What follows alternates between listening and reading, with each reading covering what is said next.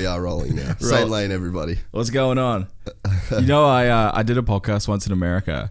This is like in June. Yeah. 2 hours on this conspiracy podcast. It didn't record? It didn't record any of it. Oh. And the guy's like, yo, can we do that again? No, nah, bro. Never. I'm out.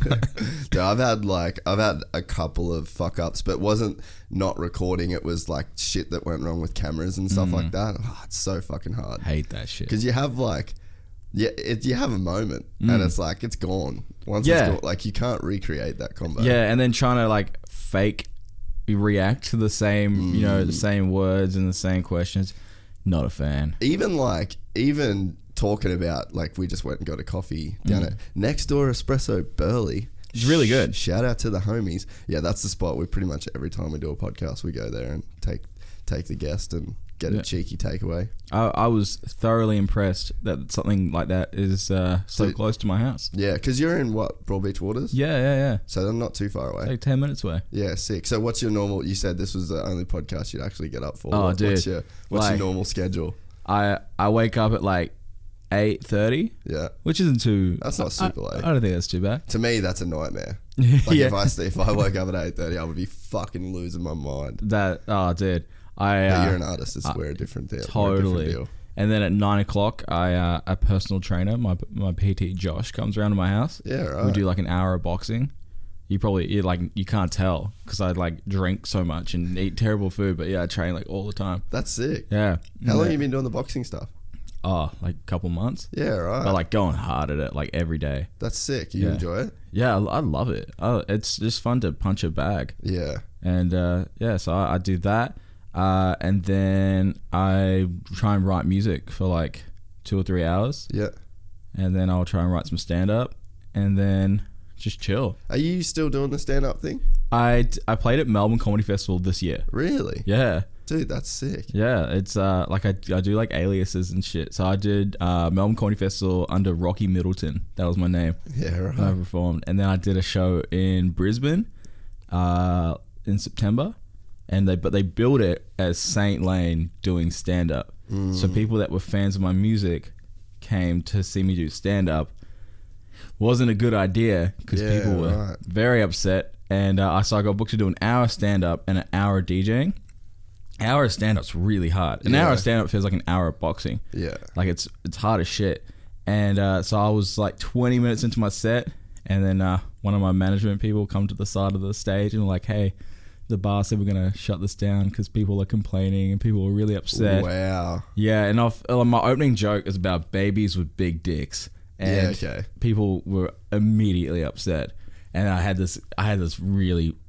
joke that I told at Melbourne Comedy Festival. Yeah. That killed because I was opening for Isaac Butterfield. Yes. So like, the gnarlier the better. Yeah. So like his crowd were like all about it. They were huge fans, but then people that listen to my music might not be comedy fans. Yeah. So they got super upset, and then they're like, "Can you just DJ for an hour and a half instead?" I was like, "Fuck this venue," and I was gonna just DJ through Spotify, and I logged out of Premium. Oh no! And hit the venue with the ads. So people like trying to dance and shit, and then like it'll be like the next 30 minutes ad free, and the venue's like coming out like, you can log into our shit. I'm like, fuck you guys. They had a drink named after me at that venue. No shit. I don't think they'd have it anymore. I think I upset everyone that worked there. And so you were just like pissed that they wanted to like cut off your set, or? Yeah, it wasn't even that. It was just like the censorship I wasn't a fan of. So do you think it was more the like the content? Yeah. People were upset by the content. And so I had to. Which that's like just sucks with comedy in general now. Yeah, people are so upset. I don't really get offended by shit. I have with especially in comedy, like I could get offended by like some like hate speech or like some crazy shit that's like not comedy, but if it's comedy, I feel like it's like a free for all. Like you can say whatever you want. It's comedy, and like if it's like film, like have you seen the movie Midsummer? No. It's fucking hectic. Came out this year. It's about because people got so upset about the Joker, and you know the people said that Joker movie was so violent. I haven't seen that yet. Oh, okay. It's pretty. I need to go see it. It's good. Would it still be in cinemas? Probably. Surely, Yeah. I It's feel like pretty that'll be new. in there for fucking ages. But people were so upset about the violence in that movie. And so I was like preparing to see a violent movie. I walked in and I was like, this is just a normal movie. This is less violent than like The Departed. Yeah. This is just a regular. People are just so sensitive. Beautiful film. This is my favorite movie of all time. The Departed? Yeah. Yeah, my man. This movie is just it's fucking perfect. The cast is perfect. The score. Have you seen the movie that movie's based on? It's based on like a Chinese movie. Really? With the same plot. And oh, dude, I've heard that. Dude. So for anyone listening, if you have not seen The Departed, You gotta go see it. you have to see The Departed. Just like, I'm not sure if it's on Netflix or... I don't know, but the reason whatever you I've gotta do. come on this podcast is to plug a movie from 2006. I'm here just to let people know The Departed is the shit. But if you haven't seen it, seriously, it's fucking all time. Dude, I reckon Scorsese is my favorite director of all time. Like I am so amped for The Irishman, his next movie. Yeah. Comes out in like 2 weeks. Yeah. It's gonna be amazing. Dude, I fell out of like, I was really into the film thing, like when I was doing the film stuff, just in general. But I've like really fallen off the radar when it comes to the New movies. releases. Yeah, like I'm just not there anymore with it. I feel like it's a scene that you like fall into, you know. Totally. I have a thing with directors. Yeah. So like if I know a director I like has got a new movie coming out, I'm all in it. There's a director who I'm loving right now called Ari Aster. Have you heard of this dude? No. He did a movie called Hereditary. Yeah, right. And it is like the best horror movie I've ever seen. Yeah, it came out like a year or two ago, and it blew my mind. Yeah. And he put out a new movie this year. That was that Midsummer movie. Yeah, right. And like this dude is like the next guy. Like I feel like he's like, you know how you have like generational directors like Tarantino was like in the 90s. Yeah. And maybe Christopher Nolan or David David Finch, the guy that did Seven and Fight Club. Yeah. Like, and it's like an evolutionary scale. I feel like Ari Aster's like the next guy. Yeah, right. That's interesting, eh? People are sleeping on this man. It's interesting how that whole, and I mean music's the same too, like podcasting, like media is just different now. It's so different. And different. it's like the way, like I don't even have TV at my house. I've got a TV on the wall with Apple TV, and I got YouTube, I got Netflix, I got Red Bull TV, WSL, and that's it. And it's like I think we're in this place now where people just like constantly curate their own shit. Yeah, it's crazy because it used to be you'd get all your entertainment from TV or radio. That was it, and now there's so many sources of getting different things. I don't have, like, I've got Foxtel for sport. Yeah, like I watch sport, but there's not a show. I don't watch a show. And like I've got a TV. I play like PS4 all the time. It's like some shit I do in my downtime. Like I just vibe out and play some shit. But people have. It used to be like when I was in school, you'd have a conversation and be like, oh, what, are you watching Lost or like some show on TV? Yeah. But now it's like someone's watching something on Disney Plus, someone's watching something on Amazon. That's what I wonder, like how it's like there's so much shit going on these days with like Disney Plus, you got Hulu, you got HBO, like just wonder what's like critical mass with all that shit, and like when do people just like, because I feel like that's where I'm at. I'm just like I'm out. Yeah, like I'm fucking over it now. Like it's too hard to find to keep up, Yeah, dude, I was on Netflix the other day trying to find something to watch, and I was like, I'm not interested in any of this shit. Have you watched Hustle and Flow yet? Oh, the Chance the Rapper T.I. I watched like 10 seconds of it. Did you not like it? Nah. I got into it. Yeah, everyone loves it. Everyone keeps telling me to watch it. What was your issues with it? I don't like game shows. Nah, but it's not though. It's like not? It really, because I'm the same. Like I would fucking donate blood before I watched American Idol. Yeah, or like same. Literally fucking pull teeth. Like I'm out on all of that. But this was legit. It's legit. It's super legit. You should definitely I'll check it give out. it like a second go. Because I like T.I.'s music. Who's the other judge? T.I., Chance the Rapper, and Cardi B. Okay. And dude, Cardi B made the biggest fan out of me. Really? Like the biggest fan. I fully fucking love that. You converted. Fully fucking. I'm all in on Cardi B. Dude, I was so in on Cardi B when she was doing that. But before her first record, like before Bodak Yellow, I was fucking with her shit real hard because like real underground. She had this mixtape that had like, I don't know if you've heard of the Breakfast Club. It's like a New York radio station. Yeah. All the interludes of Breakfast Club. Yeah. So I was listening to the Breakfast Club like on like a just streaming. Oh, streaming the actual station. And they were plugging this artist Cardi B, and I was like, oh cool, like there's no like chick rappers, I'll check it out. And I was like, this is so dope. There's like bars, it's like hard, all the videos are real hard, and then it like transitioned into pop, which is cool. Yeah. And like get the money and stoked for your Cardi B, but I was like, oh, I'm just gonna go listen to like. I feel like Nicki Minaj did that a bit though, dude. But that's like, I feel like with chick rappers, like that's the evolution, is like super underground, hard as fuck, talking about gnarly sex shit, go into the pop world. That opens the door for the next chick, because it's like it went like fucking Nicki Minaj, Cardi B. Now it's that Meg Thee Stallion chick. Yeah, and Cash Doll's another one. Yeah, but I feel like there's like more of that shit now. And then there was some super dope chicks on this Hustle and Flow. Right. So like that, the chick side of it, London B, I think her name was. Right. Like she come out of it. The guy that won is fucking incredible, bro. What's his name? D Smoke's his name. Yeah, do you know Alex Hayes, the surfer? Yeah. He just told me to check out this dude's music the other day. Oh, no shit. And Alex was on here like a couple of weeks ago. yeah, dude, he's like a friend of mine. Yeah, sick. He's a super nice kid. Like alarmingly nice. Because I like knew his Instagram and shit before, and I was like, oh, this dude has to suck. Yeah. And then he was like so nice. That's fucking funny. That's what I thought. Yeah, like the best. He hates being called an influencer, but like he is. But he's the best influencer dude in the world. Like he's. I were at this party. I was with him. It was like 2 weeks ago. Went to this party for Tommy Hilfiger.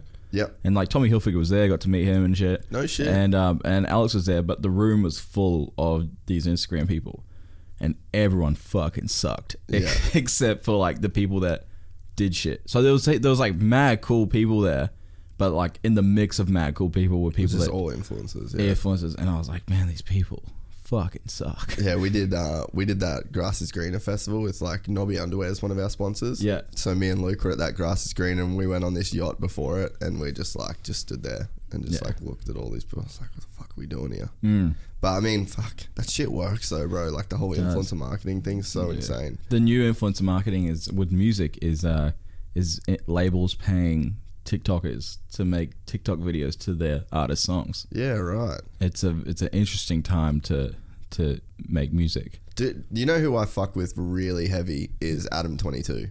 Oh, I was he played my shit on No Jumper, and what? Yeah, dude, it was crazy. I was in Canberra, and my phone was like going off. It was like, No Jumper followed you on Instagram. I was like, what the fuck is this? Wow. And then people like hit me up. They're like, Adam22 is talking about you on the show. Dude, do you have the episode? It's on my Instagram, yeah. I'd love to fucking see that shit. And yeah, he's listening to, I got a song called Sugary Sweet. Yep. And he's like listening to it while he's like scrolling through my Instagram on the show. That's sick as fuck. And he's like, he full, because he usually just shits on music, which is why I like him, because it's like, it's funny watching him just talk shit about music. And he was like, say Lane, that's official, you're a G. I love your shit. That's gangster as fuck, dude. Yeah. So that's what people, when like everyone, because Rogan's like the guy that everyone knows. So when people compare me to people, they're like, oh, so it's like Rogan. I'm like, I'm all about that Adam22 life, you know, like, dude, yeah. And his girlfriend's got her own hustle. Yeah. And did you see that penthouse thing they did? Yeah, fire. Dude, I'm full like that's like my one dude I follow. Like probably more than anything else. That's so cool. So you're like into rap shit. Fuck yeah, bro. Dude, that's why when you hit me up, I was like, I can sit here and sick. I don't like.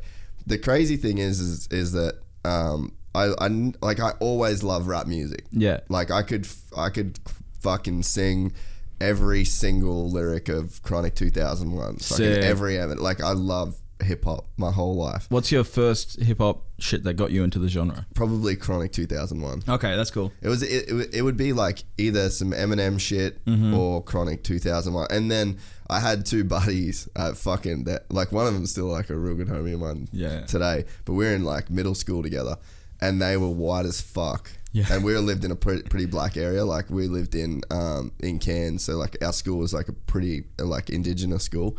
So it was so funny. There was like these two white as fuck boys, and they were just like, they had every Tupac CD, they had every Biggie CD, they had Bone Thugs and Harmony, they had Wu-Tang Clan, they had like all of the like super classic shit.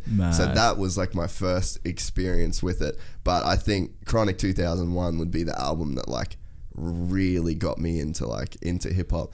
And then I sort of, with the motocross shit, I got into the more of like the punk rock and the metal stuff. And then the like new metal, I was like crazy into new metal and the whole emo thing. Yeah. But like I did always love rap. And then when I went to America made me love rap even more and love hip hop because of more so like the culture. 100%. And when you live in LA and when you see Crenshaw Boulevard and when you have been to Compton and like when you go to Atlanta or you've been to Houston, like you go to these places or you've been in New York, like you feel the vibe. Like it's so easy to like feel that in the music. And there was like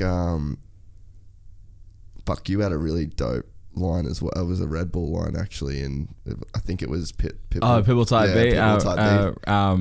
Red Bull on my jacket. I'm just trying to stunt. Yeah, and then you had like the dirt bike too. So I was like, I feel that. Yeah. But yeah, there was just like, there's just so many like when the references like hit for you. It's it's a dope sound, but when you feel the reference, you're like, I've fucking been there. Like I've been to that spot. Like I know that shit, and it's like that's when the rap really like I really got into it. Yeah. And then being around, certain people as well, like that really just made me like, fuck, I just love this shit, That's your shit, yeah. So yeah, I definitely, I don't look like it, but I'm a fucking underground hip hop head for sure. Oh dude, that's mad. I love that. Yeah.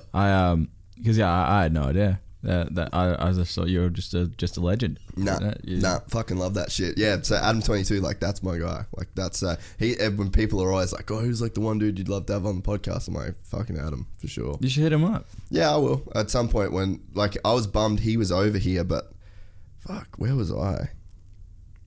I wasn't around when he was here. Maybe I was in like Vietnam or something like that. So I was like kind of bummed. But I met up with Tony Hinchcliffe the other day when he was here. Oh, I saw him at the Comedy Store a couple months ago. Yeah, he's great, dude. So good. But yeah, so he has been on Adam's podcast, and now I know you follow him too. So maybe there's like a connection there. But yeah, he fucks with my music apparently. So yeah, hit him up. Sick as fuck, dude. Yeah. So you were saying like we went and get a coffee that you started out thinking you were going to do stand up. Yeah. So you moved here from Auckland when you were 14. Yeah. And then you were like playing rugby league, and then you got into the comedy thing. So like, how is that? Like, I guess you've just always been a guy that's been like an artist in a way. Yeah, like even when I was playing rugby league, I wanted to be like an entertainer in rugby league. Like I wanted to be Sonny Bill Williams. Yeah. I wanted to be like deeper than that. I wanted like brand deals. Yeah. And shit like that. And like, I think I was pretty good. Like I was playing like rep and shit. And all the dudes I played with are now in the NRL. Yeah. And like Jai Arrow from the Maroons is like one of my closest friends. Yeah, right. But yeah, I was like the joker on the team. Yeah. I was like the funny guy on the team, but I was like behind closed doors, like hustling jokes. And I would go to the Cavern in Nobby's Beach. Yeah. The Loft in Chevron Island. And the Atrium Bar at the casino. Yeah. And try out my bits that I was working on. And I fucking bombed every time because I was trying to be funny. Yeah. And it was when I just talked, when I just told a story from some real shit. Yeah. It got laughs. Yeah. And it sucks. I started getting good at it when I broke my sternum and I couldn't laugh. So I started like actually improving the craft of it just as I wasn't able to do it and just as I wasn't able to do rugby league.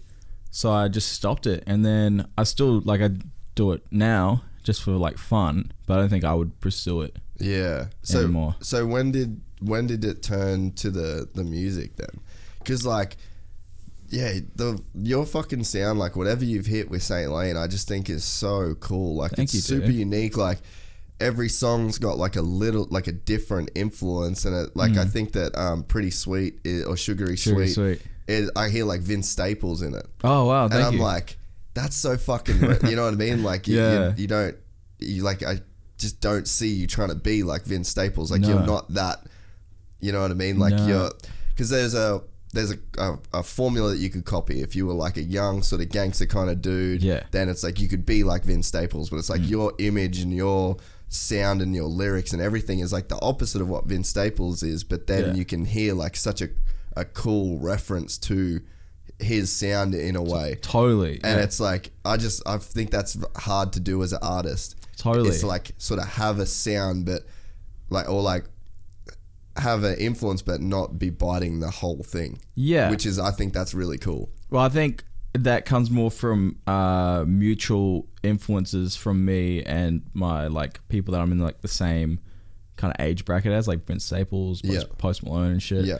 Like I really fuck heavy with like Kanye West.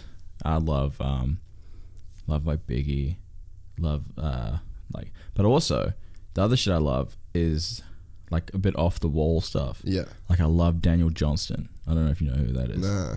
Like, there's like underground acoustic, I guess like a Bob Dylan of the 90s. Yeah. Love him.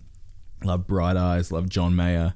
Yeah. Dude, John Mayer, I'd fuck John Mayer. Dude. I'd let John Mayer fuck me, actually. Same. Crazy, like prodigious talent. He's John Mayer and Kanye West, my favorite artists of all time. That's cool. And that I think John Mayer, Kanye West, and Julian Casablancas from The Strokes. Mm-hmm.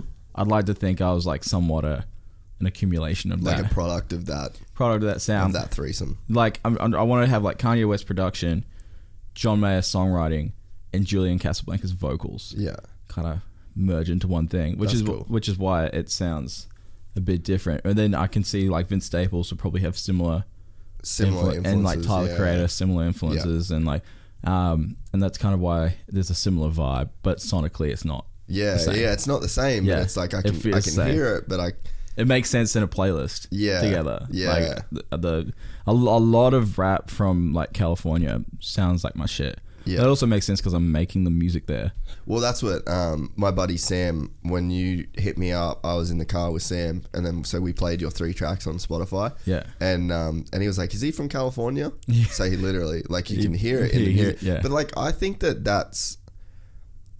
like that's one of the things with Aussie hip hop. Like, so I know the boys from Bliss and Esso, fucking legends, great dudes, like, super, like, but I always wondered if that sound never went bigger because it just sounded too Australian, like it's too niche in a way. Yeah, it's starting to work now with like 1-4 doing drill. Yeah, and it's so dope that it's working for those guys.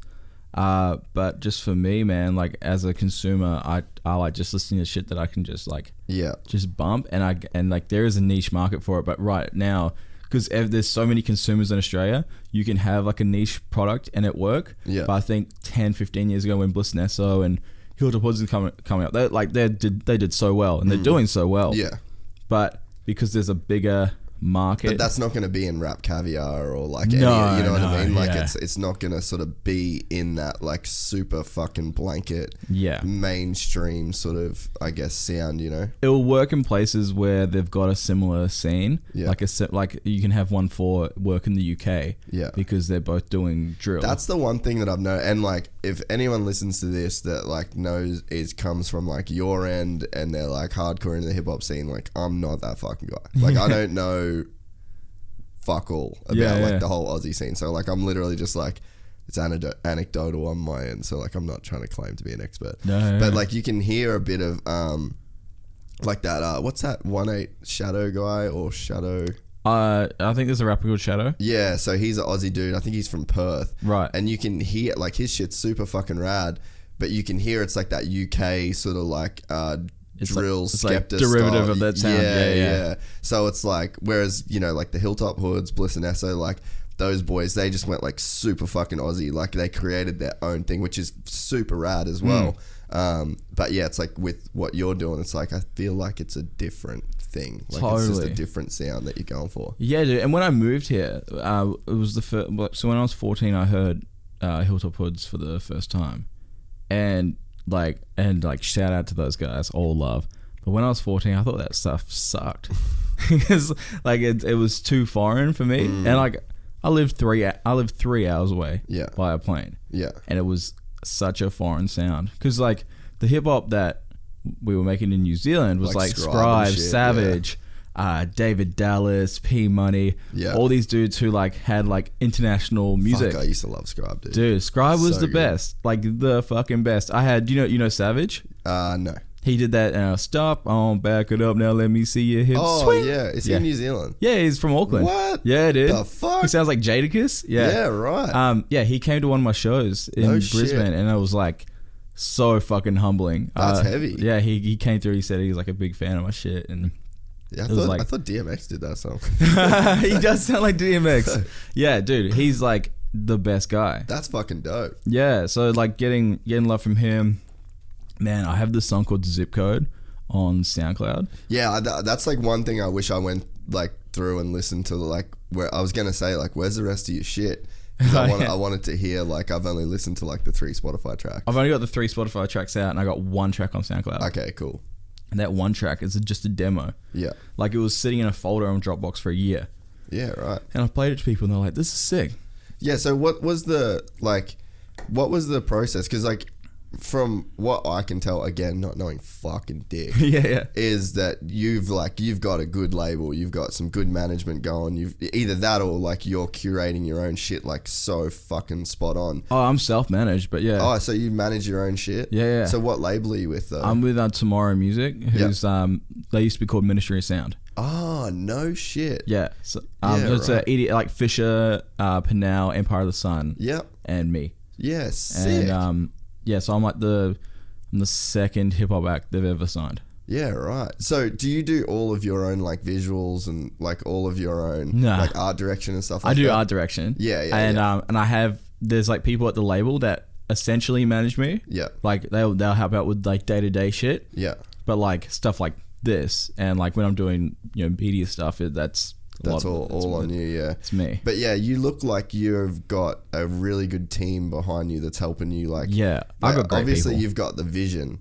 but it's like you can tell that to just have those 3 tracks, and to have the look and feel that you do, like there's definitely seems like there's a solid mix of like your own ideas, and then a really good group of people behind you that is like helping realize that vision. Yeah, dude, I'm so lucky to have like a budget from the label. If I'm like, I want to do an animated video and I want it to look crazy as shit, I can sit down with Karen from marketing, shout out Karen, and Cassie, who's essentially my manager, but I again like self-managed, but she is my unofficial like admin essentially, but like the best admin, like the best person in the world. I think like with the landscape too, it's like those roles within companies and music, like especially a small company that doesn't have like fuck tons of acts, it's like I could see it being pretty fluid in terms of what people's roles are. It's just like, let's just get shit done, right? Yeah, it's like basically everyone on the team is me. Everyone's the artist. Yeah, right. Like I look at Chris, who's my A&R guy. A&R guys are the dudes that like listen to the songs and say like, we should have this change. Chris is just as important as me in the foundations of the whole thing. Every person. So I got two main producers. Falcon Ultra is the name of them. So it's Danny Duke, who produced for Lizzo. Yeah, I've heard of that. He was in the band called the Griswolds. Yep. And then there's a guy called Dutch Duke, the Knott Brothers, who was he produced for like Setmo, Flight Facilities. Yeah. He's cool shit. So like 2 different backgrounds again, because it's like rock and hip hop and like EDM, Rufus the Soul kind of shit. Yeah. Coming together with me, and we're all just flavoring shit up. Yeah. And then we've got another guy called Maxwell, who produced for Ty Dolla $ign, J. Cole, crazy shit. And then he comes in as his own flavor. Then we have these tracks, and then we sit down with different marketing people, have different marketing ideas. Yeah. And hopefully it just keeps building. That's all I want, is just to build. I feel like every track I'm putting out, it's just getting a little bit bigger.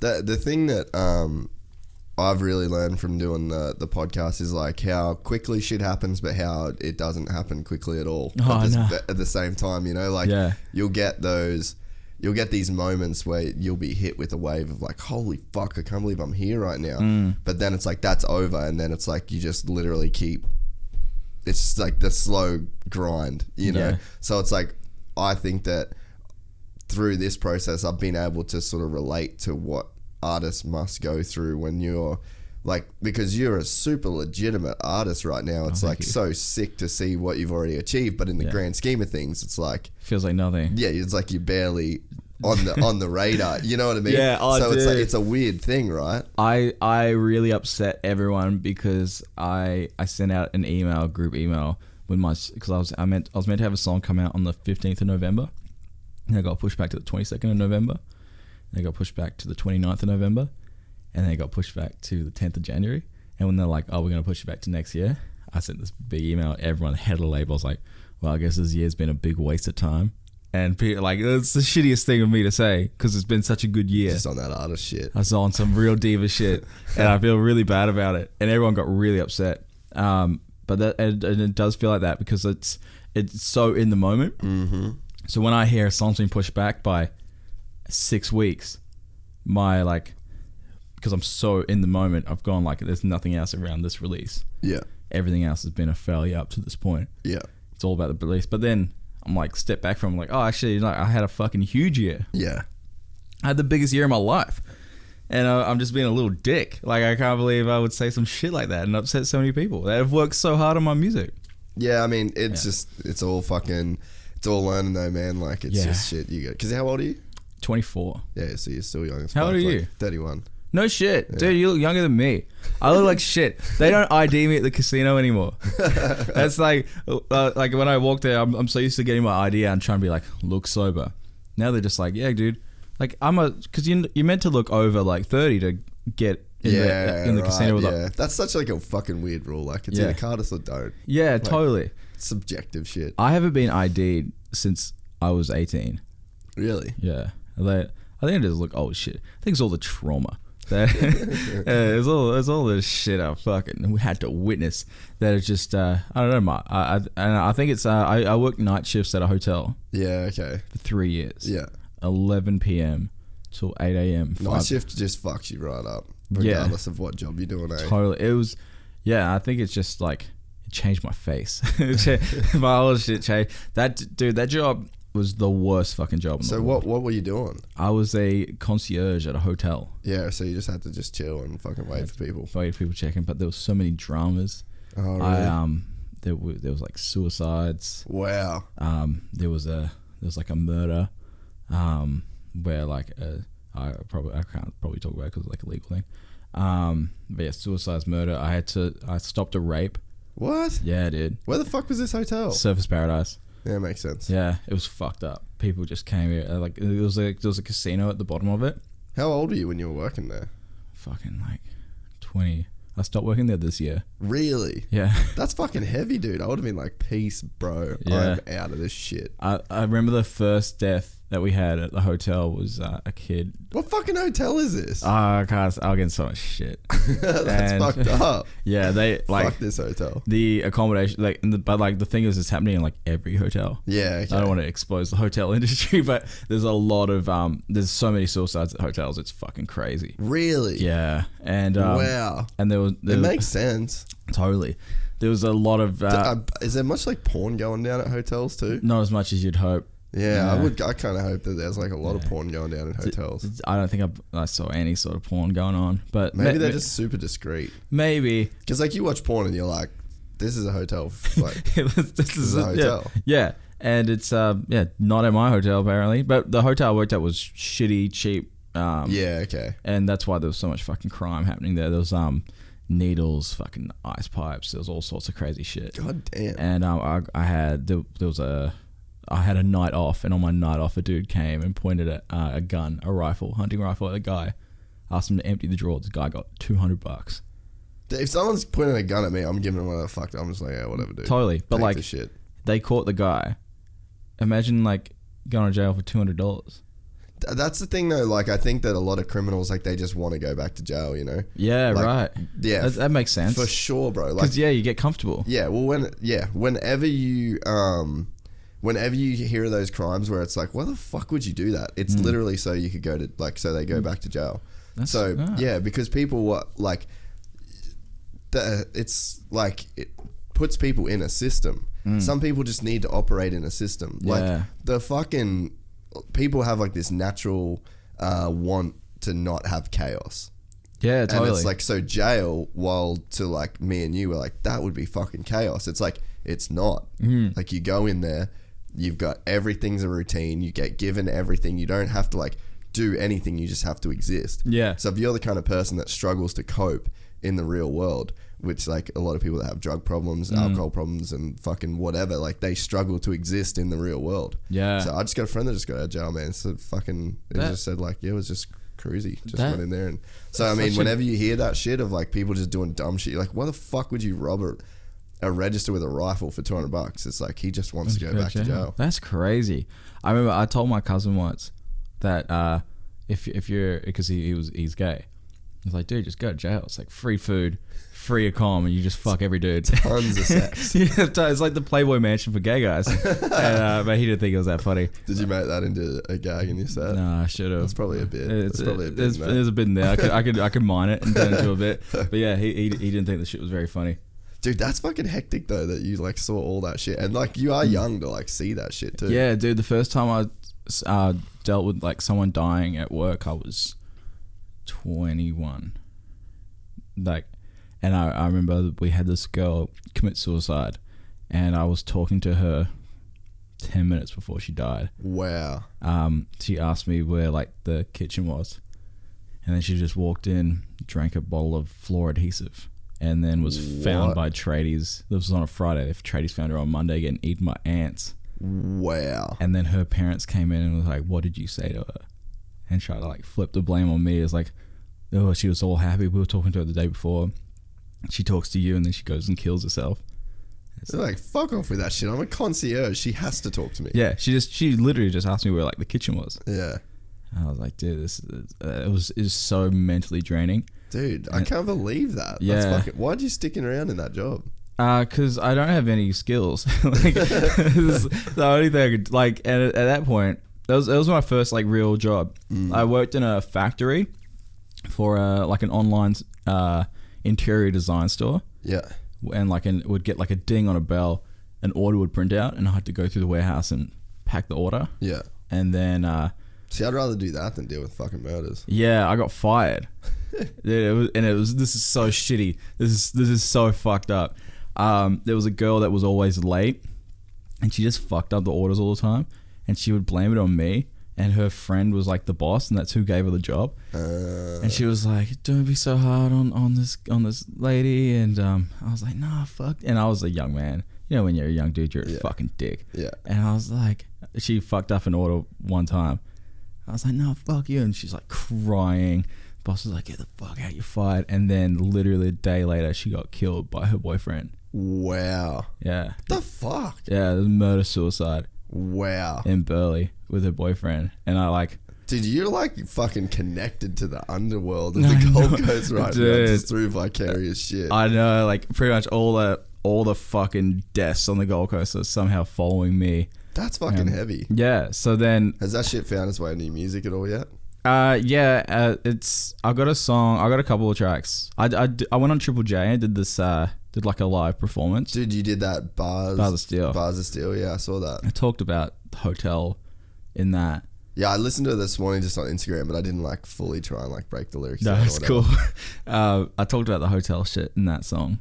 But yeah, I don't know, man. Like a lot of my music, because all the songs that are out now, I recorded in 2018. Yeah, okay. And then they come out 2019. Yeah.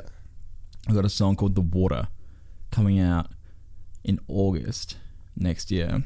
By the time it comes out, the song is 3 years old. Yeah, right. So that would get frustrating. I could see how that would get kind of frustrating for you. And so I don't really want to talk about like current shit in my music. You know what I mean? Like references, because by the time it comes out, it's kind of old. It's old. So I wasn't really talking about shit I was going through at the time. So the next music I write is probably going to be about that shit that I've recently gone through. But because it's such a big haul, I've got to try and make the music as like timeless as possible. Yeah. I've got a song coming out. That song that was meant to come out fucking 2 weeks ago. Yeah. That's the only new shit that's gonna come out. I made it in October. Yeah. Okay. I was just jamming with this dude, Chunky Love. Yeah. Who's a fucking G, by the way. Like he looks like Action Bronson. Yeah. But he's just like a beast on the guitar. Yeah, right. And I was like, I want to sing. I don't sing on any of these songs. I just rap. Yeah. And like I can sing.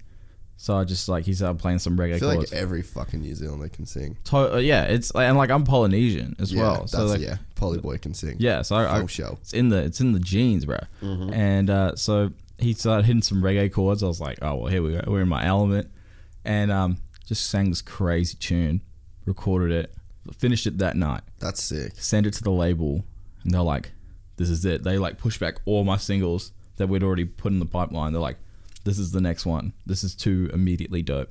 We need to play that after this if you've got it. Yeah, I got it on my phone. I'll show it. It's fucking crazy. That's sick. I love that shit. Yeah, it's fire. I can't wait. I really can't wait to put that one out. Yeah. Because I like that none of my songs sound the same. Yeah, no, that's for real. So like I've gone, Cop on My Shirt is like this like real wavy, bouncy fucking doing like a low register vocal on it. Yeah. Sugary Sweets. Kind of like that slow, like drawn out. Yeah. Like a Tyler the Creator kind of vibe. Yeah. Sugary Sweets, high register vocal like Vince Staples. It's faster. That reminds me of Big Fish. Yeah, Big Fish. Dude, that whole Big Fish Theory album is fucking amazing. But that Big Fish track is sick. Yeah, that's the one. That's the one I'm thinking of. Right, I got that right. The I Was Up Late Night Bowling. Yes. Yeah. Don't. Yeah. Great track. Yeah. And then Pitbull Type Beat is like awesome. I love the concept behind that song. Like I listened to I fucking hate Pitbull, by the way. So I'm like I totally fuck with that, the whole concept. Yeah. Dude, it was so funny. It is true. It was like a true story that like it was the night I signed my record deal. I went into the office and we had to stay just like when you see like athletes and shit, and you probably know this. Yeah. The signing was done so long ago. Yeah. And like I'd signed these papers ages ago, but then they wanted to recreate the signing for photos of me in the office. So I'm signing it. And also you've got the exclusive on this. No one knows that I've signed the deal to Ministry Sound. Oh, that's sick. That's getting announced fucking ages away. Yeah, like, right. I'll announce it here. Nah, no one listens to this shit. No. I listen to this shit. I love your shit. But so like I take the photo of me signing it. I go out. They asked if I could perform in the office of the building. Yeah, right. And I was like, have you seen Atlanta, the show? No. But okay. I know of it, yeah. There's a scene where Paperboy has to perform in the label office, and I was like, it's going to be like that. It's just like everyone just sitting there just like this. And I was like, fuck, I just need to get hammered. So I go to this bar down the street, just get it like espresso martinis, Long Island iced teas, just be a dick, and just like, boom, boom, boom, boom. And I come back and I'm fucking drunk. And I just play the best show. That's sick. Kill it. And everyone in the label's like, we believe in this guy now. And then I go to the airport, go to Virgin Lounge, get drunk again, like more drunk, get on the flight, more drunk, land, and I go to an award show. It was for Hotels Australia, because the hotel that I worked at was nominated for most violent hotel. It was nominated for best hotel in Queensland. No fucking way. Yeah. And then so I was there. It was free drinks at that. Go to this place called Duke's Parlour, and start doing like it was like the after party. Start doing shots of tequila, and I was so drunk. And Pitbull came on. That excuse me, I'm a whatever that fucking song's called. And like a moment, I was like, this is the right environment for this music. Yeah. I've been listening to it wrong. I've been listening to it in a car. I've been listening to it in headphones, being like, this is the shit. What the fuck is this? And then when I was like on the verge of passing out in a nightclub, I was like, this is where this was made for. This is what it was made for. This is the soundtrack to my life right now. And I was like, this is the best song ever made. That's so fucking good, eh? And then I walked upstairs because the bar was connected to my old work. Walked upstairs and threw up in the swimming pool.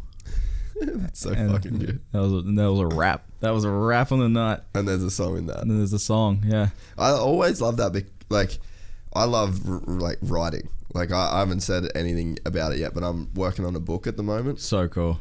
And it's something I've always wanted to do, but I've never, like, I've got a ton of book ideas, and like that was what first got me into.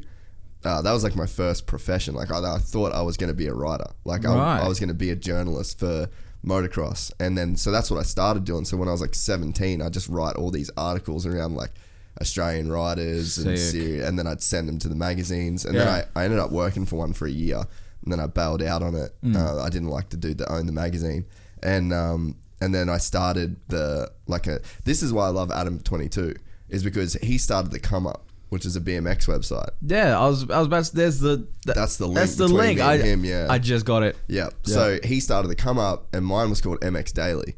So like I had this motocross thing where it was like the first blog in Australia for motocross, and then there was another website in the States called Verb Moto, and they would just film the craziest shit, and no one in Oz was like really filming stuff for the internet. Yeah. So like that's where I went from like writing to filming. So like I just took a fucking hard right turn into like the film stuff, but the writing was something I always wanted to do, but I just never really knew. Like I think like, especially nowadays too, like I was looking at like people that post like those super long posts and they get like they go deep with writing. I'm like, I feel like that's like the instant gratification of like the whatever that outlet is, but it feels cheap to me. It's like I mean, I don't know, like I guess even like the rappers that are in the booth and then they'll like preview their new song like in the studio as it's being mastered. I'm like, that's just instant gratification. Like, put it out properly. But that to me is what a book feels like for people that like to write. So I'm sort of almost inspired by the fucking way that people will just like throw shit, and then it's like it means nothing. You know, like you read that post, there's no timeless nature to that at all. Absolutely. But then with the podcast, I was like, fuck, I could definitely write about like this whole thing. So like after I think we've done 107 episodes, but they haven't all been like chapters of the podcast. There's like little recaps here and fucking random sort of shit that we've done, live events and stuff. But when we do 100 episodes of the podcast, I'm gonna do the book's called Gypsy Tales 0 to 100. Sick. So, and it's all gonna be about like everything's sort of around like fitting it all in, and like it'll be like descriptions of each podcast, and then the big ones about like big influences on my life, like the story will sort of get told with it.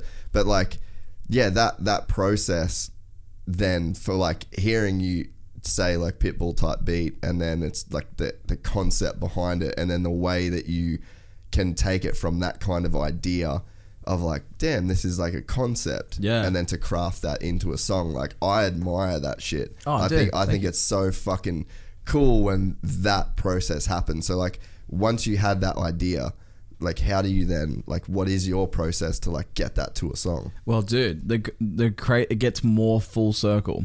So I had a session in Sydney the week after, and the session was with Maxwell, who is now like one in my production team. It was the first time I ever met him. Max is my favorite producer, maybe ever. It's like, for me, it's like... Is he the dude that does Kanye shit? No, he does Ty Dolla $ign, J. Cole. Yeah, okay. But for me, it's like Dr. Dre, Kanye West, Maxwell. It's like my top three. And Max has this album called Beats Volume 1. And it's just all these crazy like G-funk instrumentals. It's like a whole out. You'd fuck with it so hard. It's amazing. And I would play... What's it called? Beats Volume 1 by Maxwell. And his is name it on Spotify? Yeah, and his artist name's MXXWLL. And I'm just gonna save that before I forget. Yeah, bro. And so when I worked at the hotel, I used to play Beats Volume 1 just on like loop and write raps to it. Really? Yeah, I wrote albums. I wondered how that works. Like when you're writing like, is there a structure to writing a song, or like, is there like a formula that you sort of is like obviously you don't want to just follow a generic formula, but is there a formula that gets you started with a song? Yeah. So how does that work? So there is a formula, and there's a way that you're meant to write a song. Like there's meant to be like an algorithm essentially that like Pharrell Williams would use, where you start with your concept has got to be the first thing. And you got to treat the concept like an argument, and the chorus has got to be the argument, and then your verses are essentially for and against the argument, and then the bridge, which is the third section of the song where the key changes, is meant to be like the collision of the arguments, the for and against. That's how you're meant to write a song. And that's how traditional pop songs, since Dion and the Belmonts, Bill Haley in the comments, Chuck Berry, if you look at the fundamentals of their tracks, that's essentially what's going on. Is, you know, like Johnny Be Good is for verse 1 against verse 2, verse 3 is the culmination of the chorus. I don't write songs like that. You meant to. I don't. I will hear the beat or I'll work on the beat, and it's like completely instinctive. Yeah. Like I'll just go, like I'll hear a beat and I'll just like come up with a melody. Like record the melody and then come up with lyrics around that melody. Yeah. But then get the concept off the melody. Yeah, okay. So like, and get concept and key and like heaps of shit. I write songs the incorrect way. Yeah, okay. But I mean, that whole process though still is super fucking cool, like regardless of how you do it, you know. And I think that the people that like, I think it's rad to like not follow that sort of standard formula, because I think that's where like super special shit does actually come out, you know. Yeah, I like to think I've got a song called The Fire that's coming out next year, which is like the most untraditional song formula ever. It's a verse, a really long verse, an instrumental bridge, a huge chorus, and then a huge, completely mastered on a different channel outro. Yeah, right. And that's the song structure. It's like, it's a really weird structure. It's a really unusual arrangement, but when you hear it, it feels like that's a structure you'd use for a film. Yeah. And it's like it's a growth in the sonic, and it makes sense in a movie, and so we try to make it a song, and it fucking worked, and I'll show you after. It's fucking crazy good, but it shouldn't be. Yeah. Everything in popular music says that shouldn't work, because chorus is the most important part of pop music. Yeah. And rap is pop music now because it's popular. Yeah. Every rap is so chorus driven at the moment. Gucci gang, Gucci gang, Gucci gang. Yeah. Like, hook, Gypsy gang, Gypsy gang. Gypsy gang. Chorus is the most important part, and the song essentially doesn't have a chorus. Yeah. And J. Cole does that a lot. I don't know if you know J. Cole's shit. Dude, fucking love that dude at the moment. You know who else I'm frothing so hard right now is Mac Miller. Oh, dude, Mac Miller is damn, dude. Yeah. For me, Mac Miller's like is an undeniable legend. Yeah, I wish that's like one of those guys where like you can listen to people's music and not really care to like know that person. Mac Miller's one of those guys where I'm like, I really want to fucking know that guy. Like, I'm sad I didn't know him. Yeah. Which is like, that's pretty crazy to get across in music, don't you think? Yeah, dude. When Mac Miller died, it took me like 3 or 4 months to kind of just like believe that. Yeah. Because like, it was as a dude I've been following since like 2009. Yeah. And like I've watched this guy. I remember when his first mixtape came out, I was like, this is crazy. And then like he just the projects, and then he did this mixtape called Macadelic. Yeah. Which is like so ahead of its time.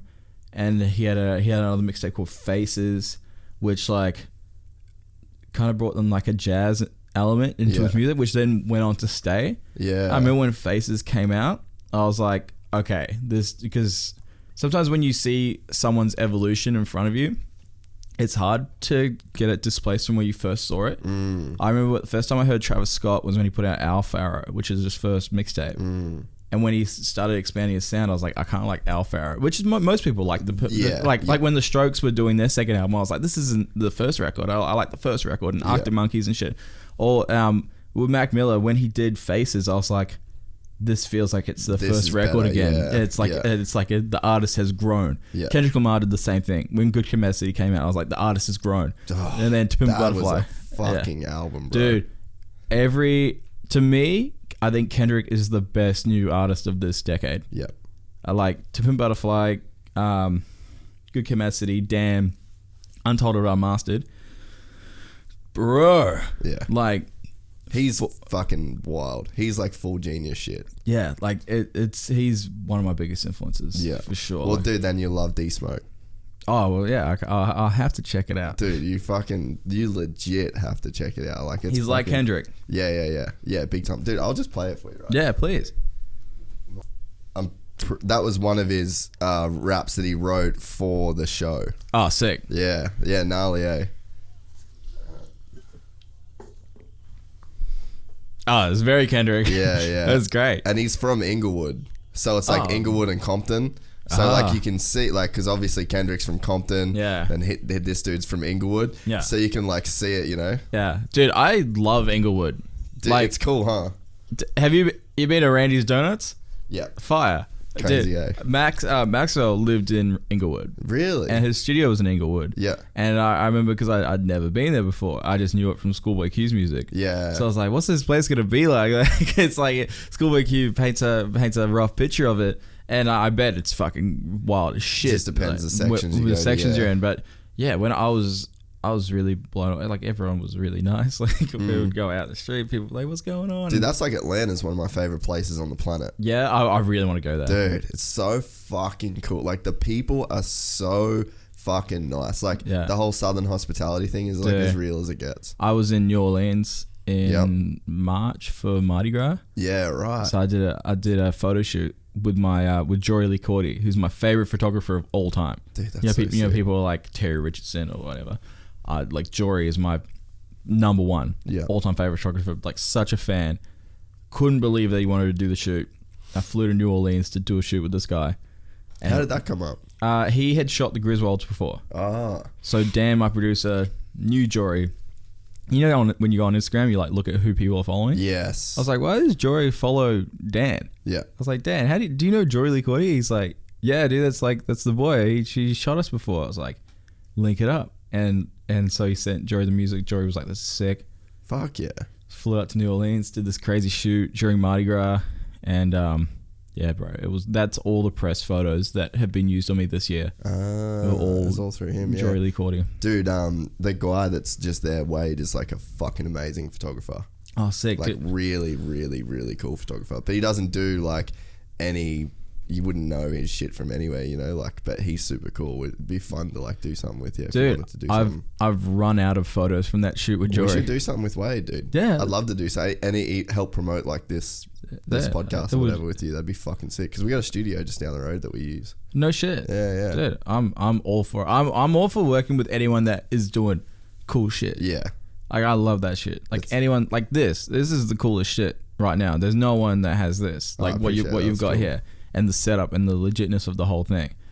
This is and that's why I was really drawn to when I watched Kidjo on the show. Yeah, I was like, this is legit as fuck. And then I saw I watched what's Pink's husband's name? Oh, Kerry. Watch that. Yeah. Sick. Because he does motocross. Yeah, he does motocross. Yeah, old school. He's the first dude to ever backflip a dirt bike. No shit, really. Yeah. That's legit as fuck. 1999. Holy fuck. Changed the world. Can you do that? Fuck no. Nah. I'm backflipping that shit. That's crazy. Is he super light or is he super strong? How do you backflip a bike? No, it's just like he would, like everyone does it nowadays. Like a lot of people are doing triple backflips now. People doing triple backflips. But it was like a 4-minute mile. Back then, wow. You know, it was like, it was impossible. People were like, it was so dude, a backflip in a dirt bike was like Y2K. Yeah, when everyone was like, dude, when you go upside down, it'll fucking, the motor will cut out, and like all this like people just had the fucking craziest ideas of like what would happen. Oh, man. And like back then there was no, nowadays, so what happens is like people have this big foam pit, so then they jump and they do their backflip and they land in foam. Like you don't have to do it just straight up dirt to dirt. Yeah, but he was the first motherfucker that just like sacked up, no foam pits, and just hucked one. What a G. Yeah, full G, bro. Like he is a legit. It's crazy that he's with Pink. Like you think about like Destiny's Child fucking Pink soundtrack days. Like she was massive. Yeah. And he was the guy that she was fucking like swooning over, you know? Crazy. Like you got to be a fucking gangster totally to grab Pink in those in her prime in those days, you know. Yeah. So but yeah, he's a fucking legit, super legit dude. One of the nicest guys ever too. Man, I only know him through Pink's music. I'm not a Pink fan by any means, but he just seems like a G. He seems like a stand-up guy. Yeah, no, he fucking really is. I love hearing when people are good people. Yep. Like the amount of times, especially in music, when you hear like, I was in the studio with X artists and they fucking sucked. Yeah. I like when I hear that someone who, because a lot of people also put up a front that they're like really great people and then they might not be behind closed doors. Yeah. Dude, I hung out with Tai Tuivasa, the UFC fighter, recently. Like 2 weeks ago, and could not have been a nicer guy. Yeah, he's a fucking legend. Like because I watch all of his fights. I'm like a fan of his. Are you a UFC guy? Dude. Oh, yeah. that's sick. Why are you boxing now? Yeah, I'm more of a boxing guy. Like the the Wilder fight yesterday was crazy. How fucking gnarly is that dude? Dude, he's the best. He's my favorite. He is like, I don't think anyone has ever punched anyone as hard as he has fucking punched people. He's got like fucking bazooka hands, dude. It's crazy. He's crazy. Dude. That he's fighting Fury in February. Yes. That's gonna be stupid. That's gonna be crazy. How the fuck did Fury get up from that last time? Dude. Like, he legit got baptized and just got straight back, raised from the dead. Dude, like, my favorite fighters right now, Wilder and Fury. Yeah. So them coming together, it's just like, I'm amped. I wish that they made the fucking Joshua thing happen like way before, because now like Ruiz knocked him out, or not knocked him out, but Ruiz beat him, so it's like, well, no, Ruiz did knock him out, didn't he? What, the other day? When Joshua lost the title, did Ruiz knock him out, or did they just? I didn't even catch it. I can't remember. Oh well, yeah. I just wish they did the Deontay Wilder, Anthony Joshua. Like, that's just like two superhumans getting in and fighting, but like they fucked that up because he wanted to fight Ruiz and lost. Yeah, dude. Like, there's something just about fighting, boxing, like UFC, boxing, like any MMA. I just like watch that shit all day. Well, it's just primal, dude. Like, there's just a thing in us, like, we can recognize that. Like, there's no, you don't need to fucking know all the rules. You don't need to know anything about the game. It's not because it's not a fucking game. It's a fight. Like, it's two dudes just hitting each other. It is like, it's the most timeless entertainment. It's the OG. That is TV. the original. Yeah, that's the original entertainment, and then everything kind of branched off from there. Yeah, like, you'll never lose that shit. It works all the time. There's literally there's fights that I've watched where I'm like, oh, it's a bit slow, but even the worst fight is better than, like, I'll watch, and this is gonna be, I'm gonna lose fans. I'll watch a shit fight over a good game of cricket any day of the week. Fuck those fans if they if you just lost those fans. Fuck those fans, dude. I have this thing, again, gonna lose fans. I feel like if you can check your phone when you're playing the game, it's not a sport. Like, and I totally get, like, fast bowling's crazy and shit, but like, for me as a sports fan, I just can't watch cricket. You can respect. I respect the shit out of it. Oh, dude, like, I'm the same with, like, so much shit. I like AFL. I can respect the fuck out of that, but I don't want to watch it, dude. You know? Oh man, I had shout out to Mitch Robinson, who's coming on the show. He's one of the best AFL players in the country. Dude. Shout out to my boy Tom Derricks from the City Swans, man. He's the most stand-up guy in the world.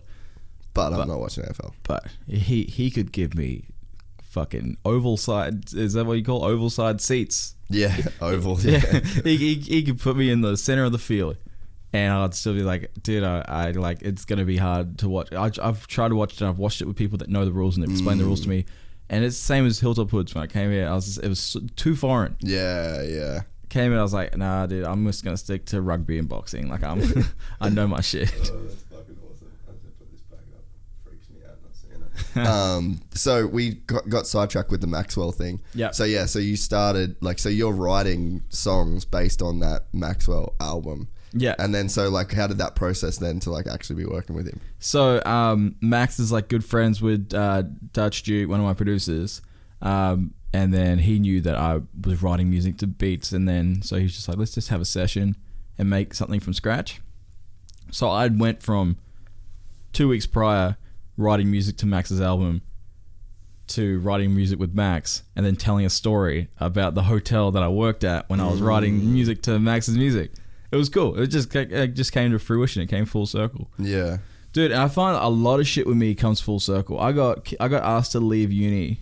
I was in the Queensland Conservatorium of Music. Really? And for bass. No shit. Bass guitar. Bass guitar. Yeah. Wow. And they asked me to leave because I was a shit student, like the worst student. But why do the worst students make the best artists? I don't know. I think the best artists have like a lack of not respect, but a lack of care for authority. Mm-hmm. So having like someone tell me to do shit, I've just been bad at it. I don't know why. I have all the inclination in the world to help people. So if someone needs help, fuck yeah, I'm there. But if someone's like, hey, do this, I'm like, fuck that guy. Yeah, I'm right there with you. Yeah. I'd honestly rather have 1,000 people listen to a podcast that I want to do than 100,000 people listen to a podcast that I don't want to do. Or that someone, you know what I mean? Someone told me what to do. So this is the realest shit anyone ever fucking said, because that is just facts. I had this argument with Dan, my producer, who I fucking love, and I'll fucking take a bullet for this fucking guy, but we had an argument. And you're allowed to have arguments with your friends and your collaborators. He was like, we can't keep doing arty shit like Pitbull type beat. We have to do a trap song. We have to do something for the radio. And I was like, I'll rather have a niche audience fuck with arty shit than have a huge audience fuck with something that I fucking hate.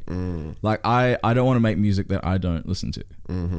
And I'm making music, I make the shit that I just fucking like. Yeah. Which is why we did the new song, because I'm like, I like fucking Sticky Fingers. I like Ocean Alley and shit. I want to make some shit like them. Yeah. And I like those guys more than I like Lil Pump. Yeah. But they wanted me to do some Lil Pump shit. Yeah. So like they're like, we can just put it. It's so easy. We can just throw it in a Rap Caviar. Yeah.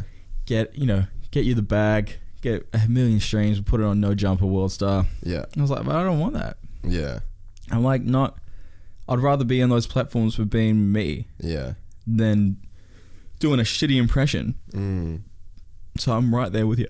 Yeah, I think that the irony in it is that the people that are bold enough and brave enough to stick to that way of thinking, that people come around to that way of thinking, because it'll cut through. I always looked at have you ever heard of the band Issues? No. So we did like a bunch of stuff for them a few years ago. We like went on tour with them, Sleeping with Sirens, Bring Me the Horizon, that whole world. That scene, yeah. And it was so crazy, like their fucking one of their songs, or like all their songs, they were just like so fucking weirdly, like just, it was like chaotic. Yeah. Like they had these like crazy fucking like it was like super heavy with like these weird break beats. Tyler had like a full R&B like super high pitched voice. Then they had a dude screaming, like it's just such a crazy mix of it. But it's like that shit shouldn't work. But it does. But it was number 9 on the Billboard 200 for their debut album. Yeah. So it's like the people that have the courage to like do that shit. It's like I always tell people, like, when people ask about the podcast, they're like, oh man, like it's crazy, you got so many people that listen to it and blah blah blah, like how do you know what people want? I'm like, I don't give a fuck what people want. Yeah. Like, but it's the honest truth. Yeah. Like, I love every single person that listens to this podcast. I appreciate the fuck out of every single person. But I don't care what they want. Yeah. Like, I want them to like enjoy what we're doing, like, because it's genuine. Yeah. And it's real. Like, I mean, I guess I do. I care that they like what we're doing. Yeah. But it's like, I can't do anything other than this. So I just hope that they like what we do. Yeah. And I just don't like, I don't think people knew that they wanted to listen to Gypsy Tales.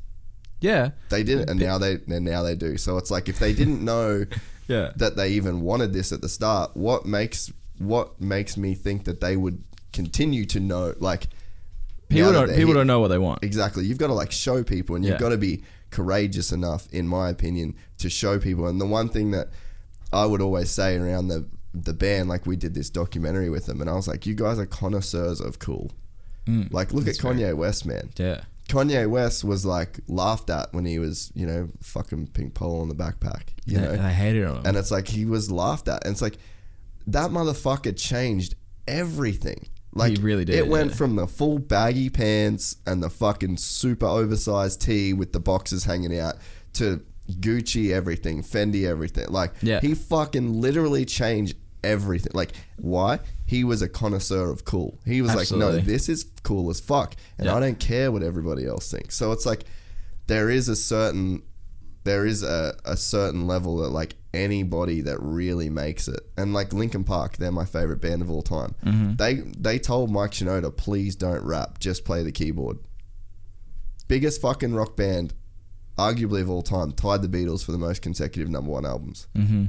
They told them not to fucking do what they were doing. Yeah, and then they're like, fuck that. And yeah, A&R's probably like, dude, this guy needs to shut the fuck up. He doesn't know anything about music. What a fucking idiot. Dude, but it's true, because their authenticity will break through. Yeah.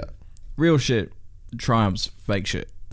but you can get fake shit fucking hype as fuck for like a minute. You can get a hot trend going.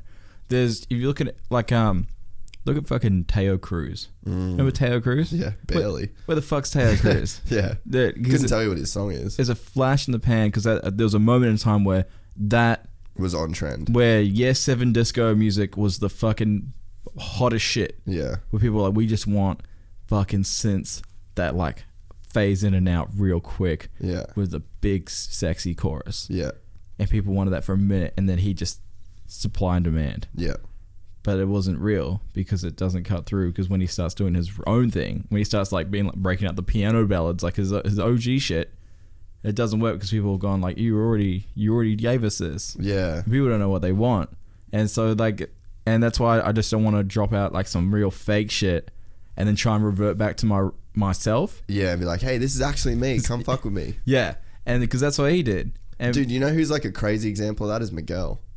Yeah, dude, Miguel's... When he first came out, you could see he was trying so hard to like fit in with like the thing. Like we watched, we put on all his shit, like just on like a YouTube playlist at home the other day, cleaning the house. Yeah. And I was like, this is fucking Miguel? Yeah. Like, this is disgusting. Where the fuck is Skywalking right now? Like, I want that dude. And you could see that he was like, almost like this industry guy that got like told like, dude, you got crazy talent, like this is what you're gonna do, these are the producers we're gonna hook you up with, but like you could see none of it was him. And then as soon as he becomes actually Miguel, sickest motherfucker out there. Totally. Did you ever see Miguel on that like a HBO show in the early 2000s? Nah. There's this show where they there was like this band, like a boy girl band, of all singers. They want to do like an NSYNC, but like the Black NSYNC. Black NSYNC with guys and girls. Yeah, right. And they were auditioning for like the 5th member, and they did a whole show around it. And Miguel was like auditioning for it. Yeah. And he had the same voice, but people didn't fuck with it at all. Yo, hang on. Sorry, bro. No. What's up, dude? Yeah. Sorry, bro. Yeah. No, Tony may have potentially just won the Baja. They got second. Yeah, but I've got really? Mr. Oh, fuck. That's But it's cool. not official, so don't say anything. Fellas, get in here. Get in here. Yeah, if this door's shut, we're doing that. I need to on-air something. Yeah, I was gonna say on air side would be fire. Yeah, that's next in the works. That's sorry, bro. Nah, dude, that's cool. Our buddy, do you know Toby Price? No. Oh, he's like the Aussie dude that won like the Dakar rally. Oh, sick. Yeah, so anyway, my brother manages him. He's like one of our boys, but he did this race called the Baja 1000 in Mexico, and I like Wade said I think he might have just won it. So he got second unofficially, but he just said that like the dude that won might have missed a checkpoint. So no shit. it's like the biggest off-road race in the world.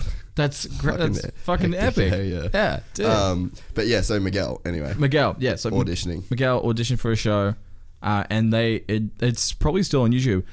They just roasted him. They're like, this dude fucking he just doesn't have it. He's and like everyone that's saying this is now like because they were like hot at the time. Yeah. And he was like just nobody, and they were all like, nah, like the vocal runs, we don't get it. Like he's like, and like all like the shit that was like Miguel's signature style now. Yeah. He was bringing to the table then, and they were shitting on it. Yep. So I think what's happened was he's done this show. And he's gone, maybe the shit I'm doing isn't that great. Yeah. It's been picked up off that show. They've gone like, the shit you're doing is not that great, but you've got a good voice. We're going to mold that. And so they've molded it, and he's broken the market with it, but people aren't connecting with it. It's not genuine. Yeah. It's not real. And the second he's like, fuck this, I'm me. Yeah. People are like, this dude is the greatest. And it just took time. Yeah. That's another thing as well. There's so much shit that is too ahead of its time. Yes. And I'm so glad that people fucked with Kanye, because I feel like if he did 808 and Heartbreaks like 10 years earlier, people wouldn't have fucked with it. Yeah. Dark Switch Fantasy, people wouldn't have got it.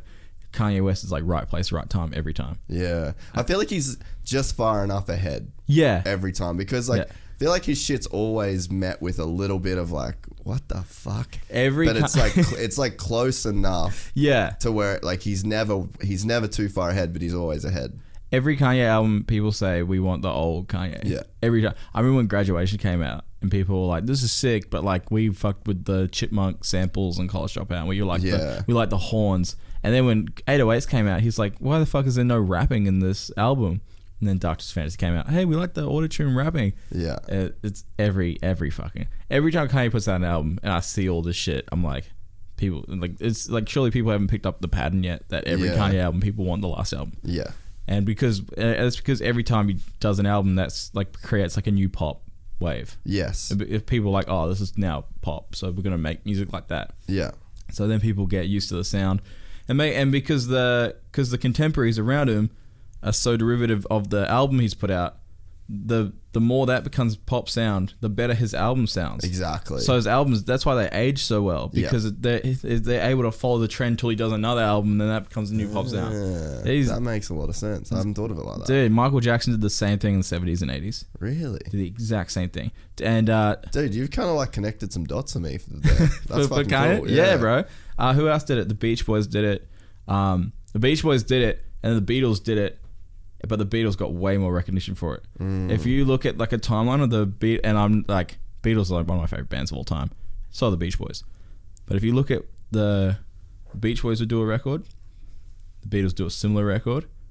But like every time the Beatles experimented, the Beach Boys' last record was similarly experimental. But the Beatles executed it better. It's almost like the Beach Boys took the 3-pointer and it rebounded, and then the Beatles caught it and finished the shot. But they're like, oh, we saw what you were trying to do there. Yeah. And that's why, like, for the assist. Totally. And the Beach Boys, I think the Beach Boys get the assist on every Beatles album. And I didn't know this until someone told me this recently, because I've just been a fan, but I've never.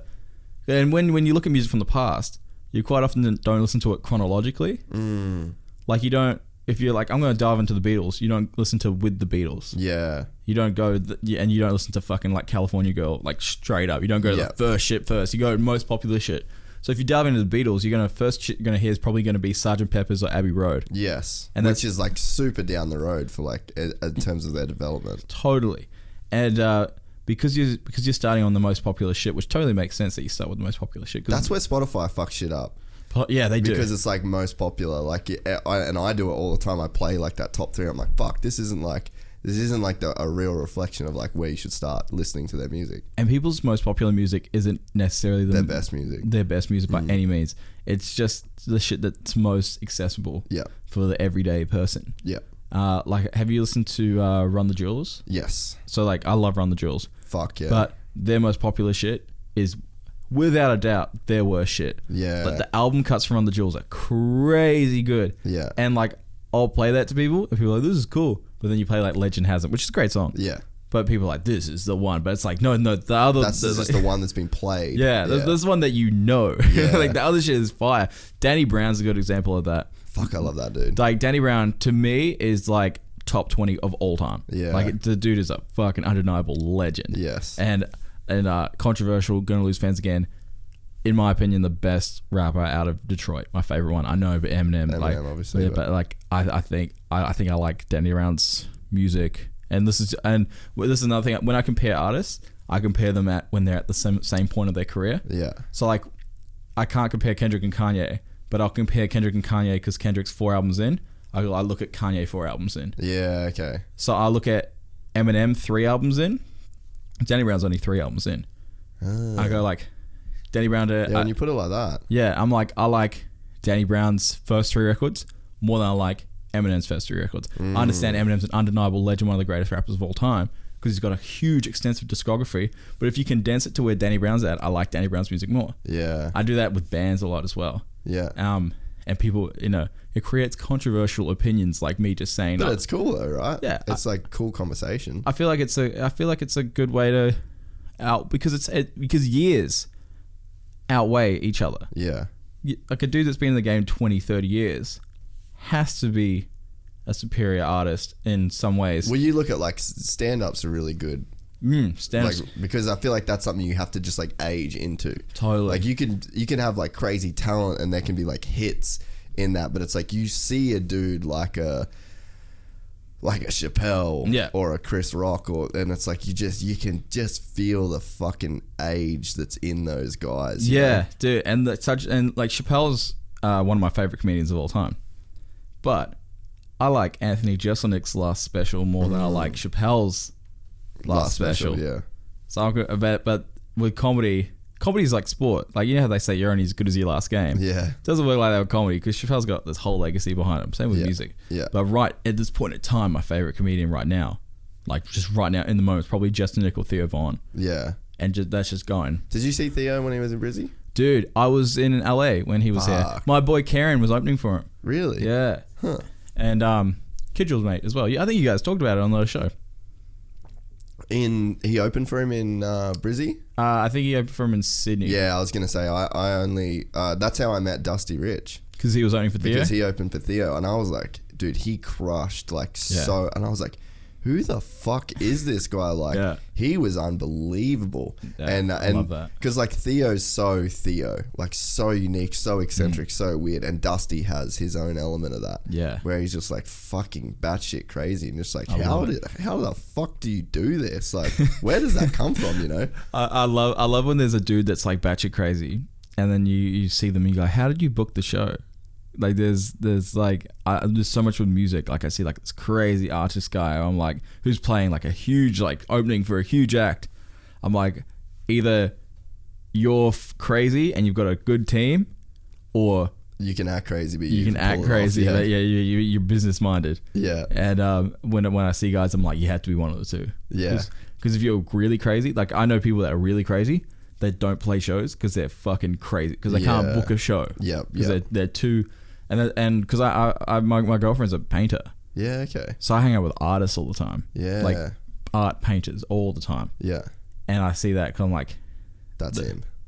He's just like... He's so fucking talented. It's like you do an exhibition, it'll kill it, but he could never do an exhibition. Just off the wall kind of guy. Yeah, just like he's just not that dude. He'd need like a full-time like manager sort of dude to just like push him to... Yeah. Like literally hold a gun to his head to fucking do enough paintings to fill an exhibition, and it'd kill. Yeah, but it's like it's just probably not gonna happen, eh? I thought I was into artist management for a bit. Oh, you thought that's something you were gonna do? And then I was managing myself, and I was like, "Fuck this!" Like dealing with a dude that's not me. Yeah, I know. Like my hat goes off to good artist management. Yeah, because like you gotta be patient. Must be an unrewarding job, like 20%. If it's an act that you're doing everything for and you're getting like that small of a cut, it must fucking suck. Imagine dealing with bands. Like I used to look at we shot the doco with Issues, and it was like these guys were so different, and it was just these conflicting opinions constantly. I was just like, fuck dealing with this. Dude, how the fuck do the Rolling Stones still play and not kill each other? Yeah, no way. It must be impossible. My buddy Sam went and saw the Stones play in LA and said it was like the fucking best shit he's ever seen. It was like $900 a ticket. He's like, it was worth every cent. Dude, you would be really alarmed if they weren't the tightest band in the world. Yeah, true, eh? Because they've played together for 50 years. They've done some reps. Yeah, like they have you ever seen D'Angelo live? No. Do you know D'Angelo? No. D'Angelo is like this neo soul artist from the 90s, but he's had the same band since the 90s. They're called the Vanguard. Yeah, right. And dude, like, just you would think they played for 60 years together. Yeah. Just the tightness of their band is through the fucking roof good. That's a show I'd pay $900 for. Yeah, and the Stones as well. Like, I went and saw Paul McCartney when he came last, and it was sick because he was like, that's Paul McCartney, but it's like, oh, it's not like prime time Paul McCartney. Yeah, you know what I mean? Like, I'm getting the goods. I'm getting to see it, but I guess it'd be like hooking up with like Shelley Duvall from The Shining, like now. Yeah. Like, or like playing like in a pickup game with LeBron. Or like watching LeBron play like a game at LA Fitness. Yeah. It's like you're still seeing LeBron. You're still, like... but it ain't game 6. Yeah, and he's not at the Heat anymore. Like you can't see him lay up for fucking Wade or any shit like that. But again, in the flesh. But you're still seeing LeBron. And I was so stoked to see Paul McCartney, but man, seeing Paul McCartney like 40 years ago would have been fucking crazy good. Still good to see legends though. Dude, the whole thing that you were saying before about like just the actually before I forget, you know what we were talking about, like shit just going in and out of style. Yeah. You know what, that's fucking happening with like just people in general now. Like where the fuck is Gigi Hadid? Yeah. When was the last time you saw a photo of Gigi Hadid?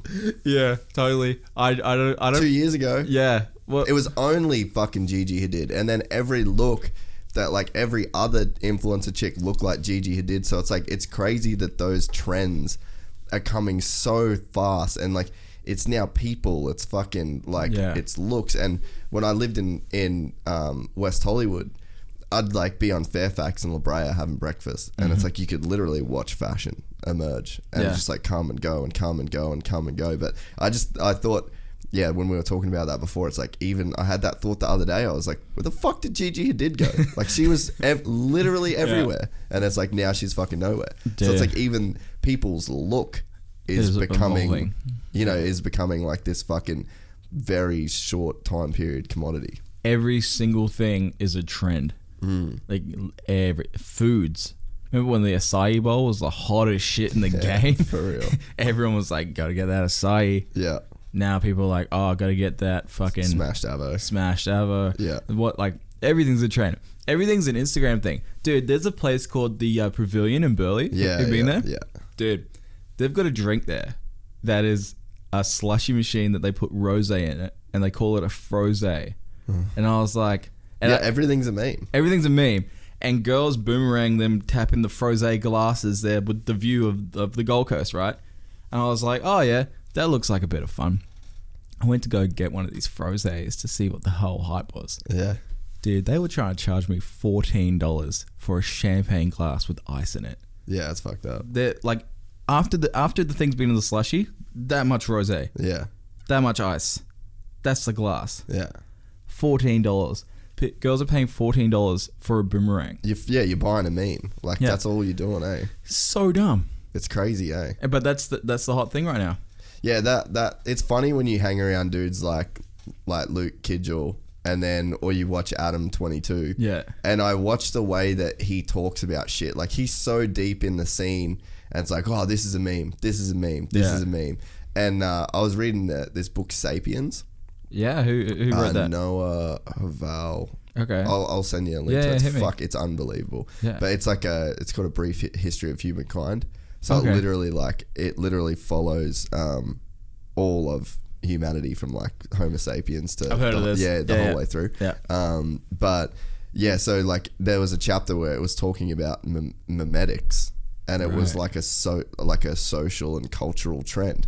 So that's the term where the term meme comes from. Is memetics. Really? So it goes so far back, but now like the whole like we've always had memes, but it's like Instagram it's just like filtered in to now. It's like the peak of memes is like Twitter and Instagram. Yeah. But memetics is like, that's like a social cultural study, but now it fits in a post. So it's crazy. And then that's crazy. Yeah, and you watch it, and like now I think of things in terms of like it's a meme. And we were talking to one of my buddies last night because I do jiu-jitsu. Yeah, okay, sick. And so there's a term in jiu-jitsu called porrada, and it means it's Brazilian for basically everyday war. Okay. So it's like when you're like hardcore in the fucking grind, it's porrada.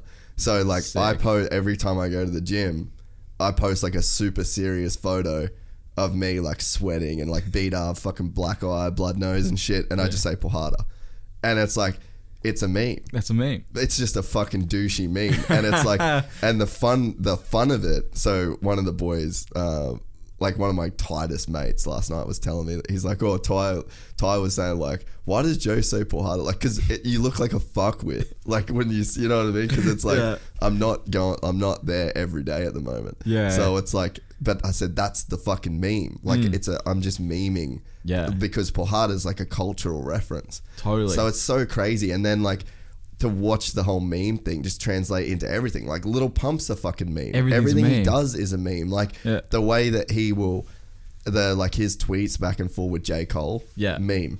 Yeah. Everything he does is for a meme. It's like all for the meme. It's like punking culture. Like it's fucking bizarre to watch it happen. It's so great. Do you reckon? And I have a feeling. If our whole society just stopped existing, and your dog's freaking out because I'm about to say some real shit. If our whole society just ceased to exist, and then was later like rediscovered, do you think they would look at memes the same way we look at like hieroglyphics from Egyptians, and they'll think like emojis and memes were how we communicated? Yeah, because they would be like a part of it. Because that's the crazy thing with the meme is like, it can communicate such a fucking deep message. Yeah, in one tiny square. They're profound. Yeah, they're deep, and I think like because we look at memes every day, looking at variations of something. It's all embedded in humor, but there's so many messaging. Yeah, in that cultural humor. undertones. Yeah, it's a very interesting time to be a consumer. Yeah, and dude, you're so right, and it's so different. It's very different. I was thinking this earlier. You know how like back in the day, you'd have like Johnny Carson was like hosting Daily Show. Yeah. Yeah. He was like the host. People would go home, they'd watch the show as consumers. Yeah. And that's a wrap.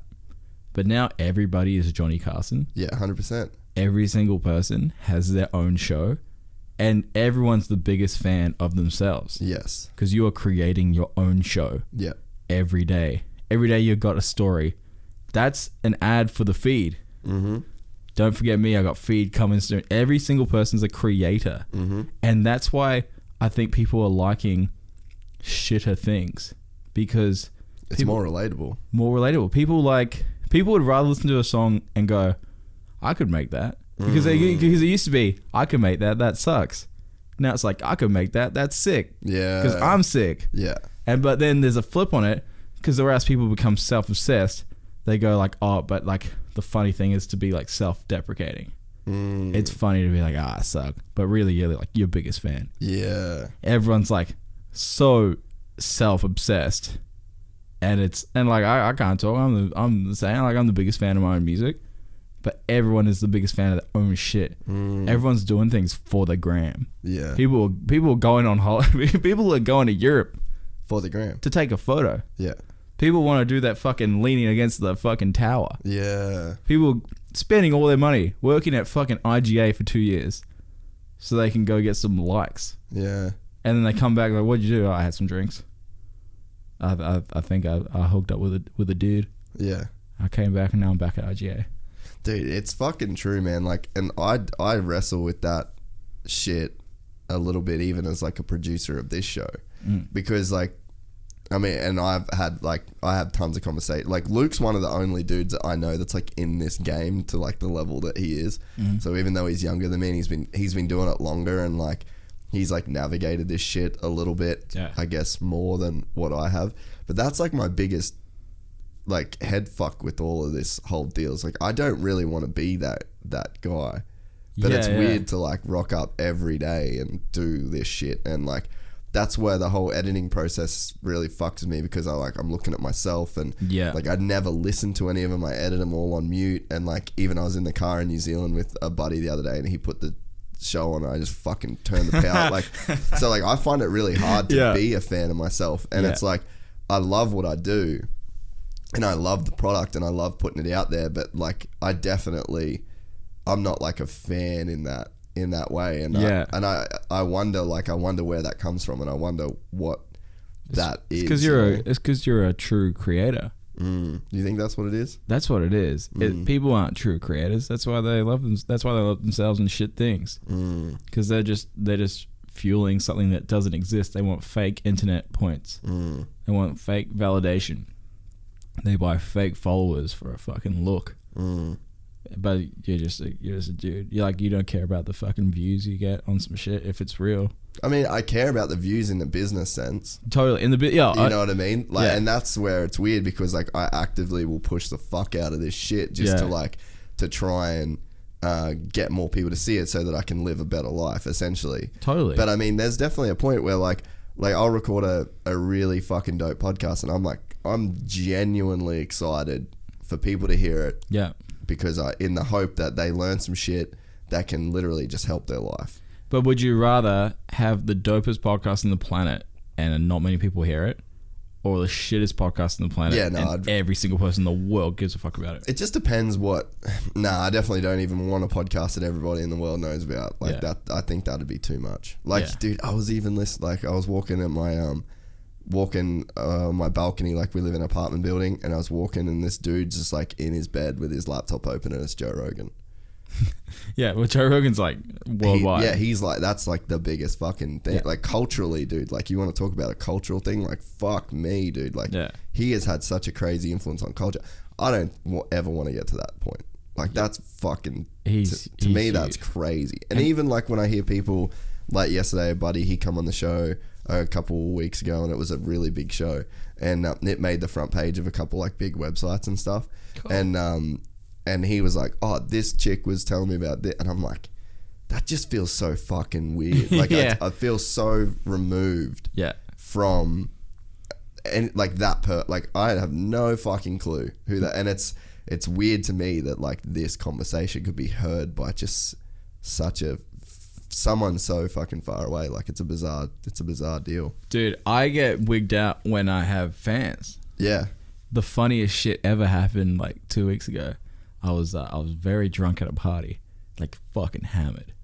And a dude like grabbed me. He's like, brother, what's up? Like, I'm such a fan. And it was Timbermatic, the singer. You know? Oh, yeah, Like, what a dude. Like, really nice. But I never, like, listened to his music and shit. And then he won some, like, Voice or some shit, right? Yeah. He's like, dude, I love your shit. I'm like, oh, thank you, brother. And when I used to do stand-up, I had a joke about Timbermatic. And I was like, it's only right if I say this joke to your face. What was the joke? So I was like, Timbermatic's about to put out this album and everyone's real excited for it. People can't wait for this new Timbermatic album. So he's gone on TV and he's promoting the album. And he says, I'm ready to be Australia's MJ. I feel like my dancing's as good as MJ, and my vocals, like every time I'm in the studio, my vocals getting better and better. I feel like I can sing as good as MJ. And I had to stop him right there. I think Michael Jordan's a way better singer than Timbermatic. And I was like that to like his face. And he thought it was the funniest shit. I was like, fucking awesome. I thought he was going to punch me in the face. But like, he was like, that's fucking funny shit, dude. That's a fucking humble dude right there. Really could totally like take the piss out of himself. I have a lot of a newfound respect for Timbermatic.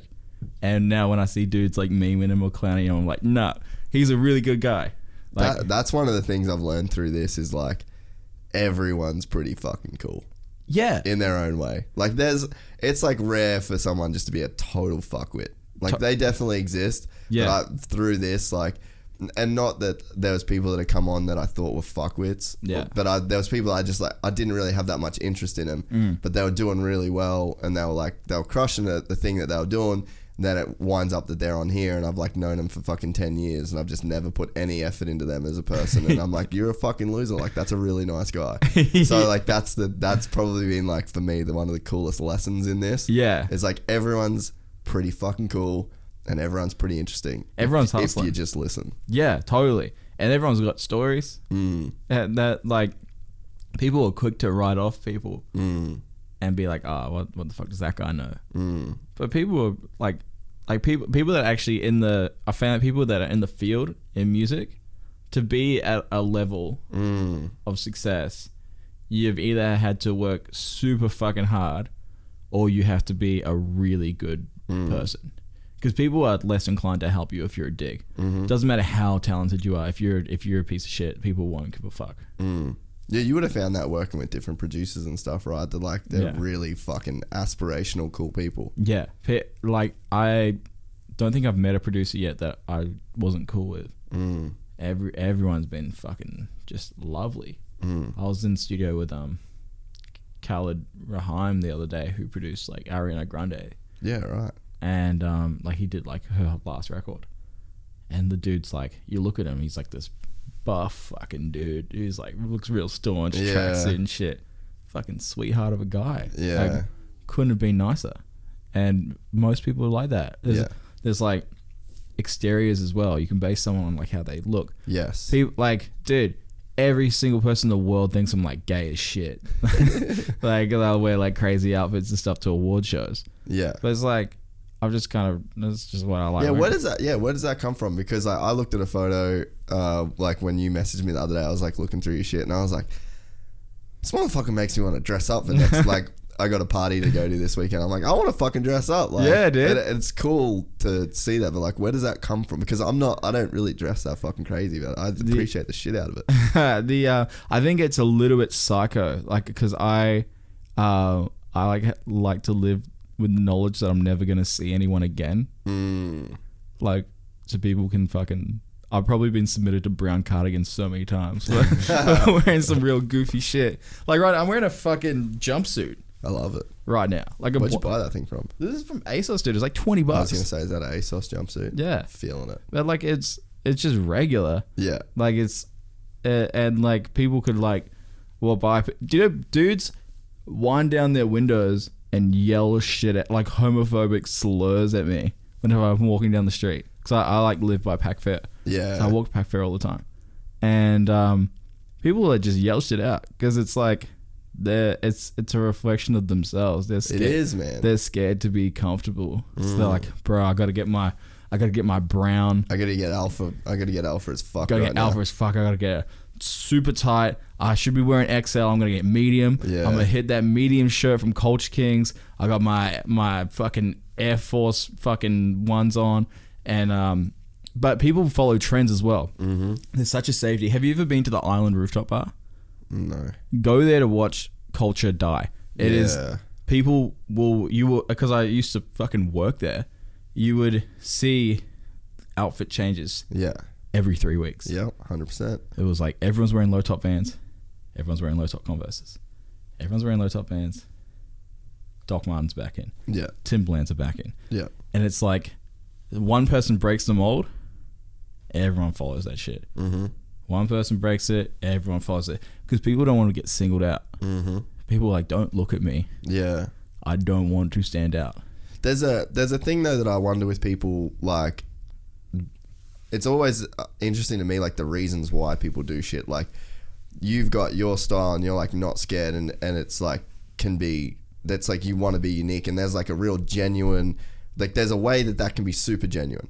Totally. And then there's a way where it can be super disingenuous because all you're doing it for is like that attention and validation of like, I'm different and I'm special. And so it's like, I think that's the problem with it. But it's like, then the real problem is like the person that is like looking at the person, and it's like their perception. So it's like, are you going to be the dude that thinks that it's very genuine and fuck, that's cool, that guy's like really expressing the way that he feels and he wants to be unique? Or are you going to be the fucking asshole that's like, look at this motherfucker want it? So it's like, a person could have two intentions wearing it and being like, you know, choosing to dress like that, but then the person that is looking at that person can choose the lens that they want to look at it.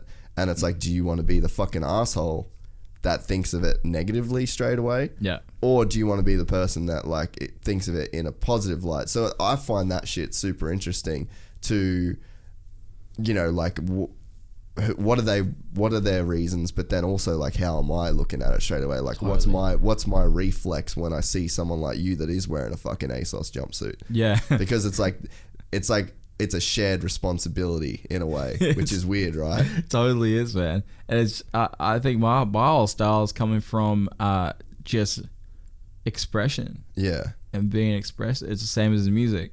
I look at it the way I look at music, and I was always getting clowned for some shit because I was super poor until like the other day. and that's the best. And so I would just be thrifting shit. Yeah. And because I got like broad shoulders, man. I play rugby, so I gotta get like big shit. So and the only shit that they had that would fit me at the op shops were like these Hawaiian shirts from fucking Lowe's. That's dope as fuck. Yeah, but I was such a Kanye fan. I wanted to dress fly as fuck. So I would be like, all right, how do I get this Hawaiian shirt, make it cool? Yeah. I'll buy some shitty jeans. I'm gonna distress the jeans. Like, and I would watch, dude, I'll tell you some wild shit. So I went to a club called Envy in Sydney? Gold Coast. Gold Coast. I was 18 years old, and I was wearing, it's a terrible outfit now, but at the time, dude, this was fucking fresh as fuck. So I got like some shitty jeans from the op shop, cut them up, distressed them before distressing was in, because I saw it in like, it was a TV show from the 80s. And in the opening credits, you know, back when they used to have the opening credits where like the dude like turn around and like it would say his name and shit. Yeah. This dude had distressed jeans on, and I was like, wholesome jeans, okay. And I'm such a fan of Wayne's World. Yeah. But like that style had just been gone for like 10 years. Yeah. And I was like, fuck it. All right, I'm gonna cut these jeans. My mom's like, what are you doing to your pants? And I'm like cutting these jeans up, and I'm like, all right. I got this plain grey t-shirt, and I got a flannelette shirt and tied it around my waist. Yeah. You'd see a mannequin wear that now, regular. Yeah. I went out, and a dude tried to fight me because he was like, "You're wearing a fucking skirt." Like, because the flannelette tied around the waist. Yeah. This dude threw punches at me. His name is Quinn. He works at Grilled. I hope he still works there. And I got a record deal, motherfucker. My skirt was sick. my skirt was fire. And then, so this dude straight up tries to fight me at a bus stop out the front of Envy because he was like, "You're wearing a skirt. You're fucking homophobic slurs." And I see that dude a year later, bro, with the flannelette around the shirt. Really? Yeah. Doing the same shit. But it was just because the mold hadn't been broken yet. Yeah. Kanye Wasn't popularized. Kanye hadn't done the Bound 2 video yet. People weren't ready for that outfit. And then seeing that fool with that look. Yeah.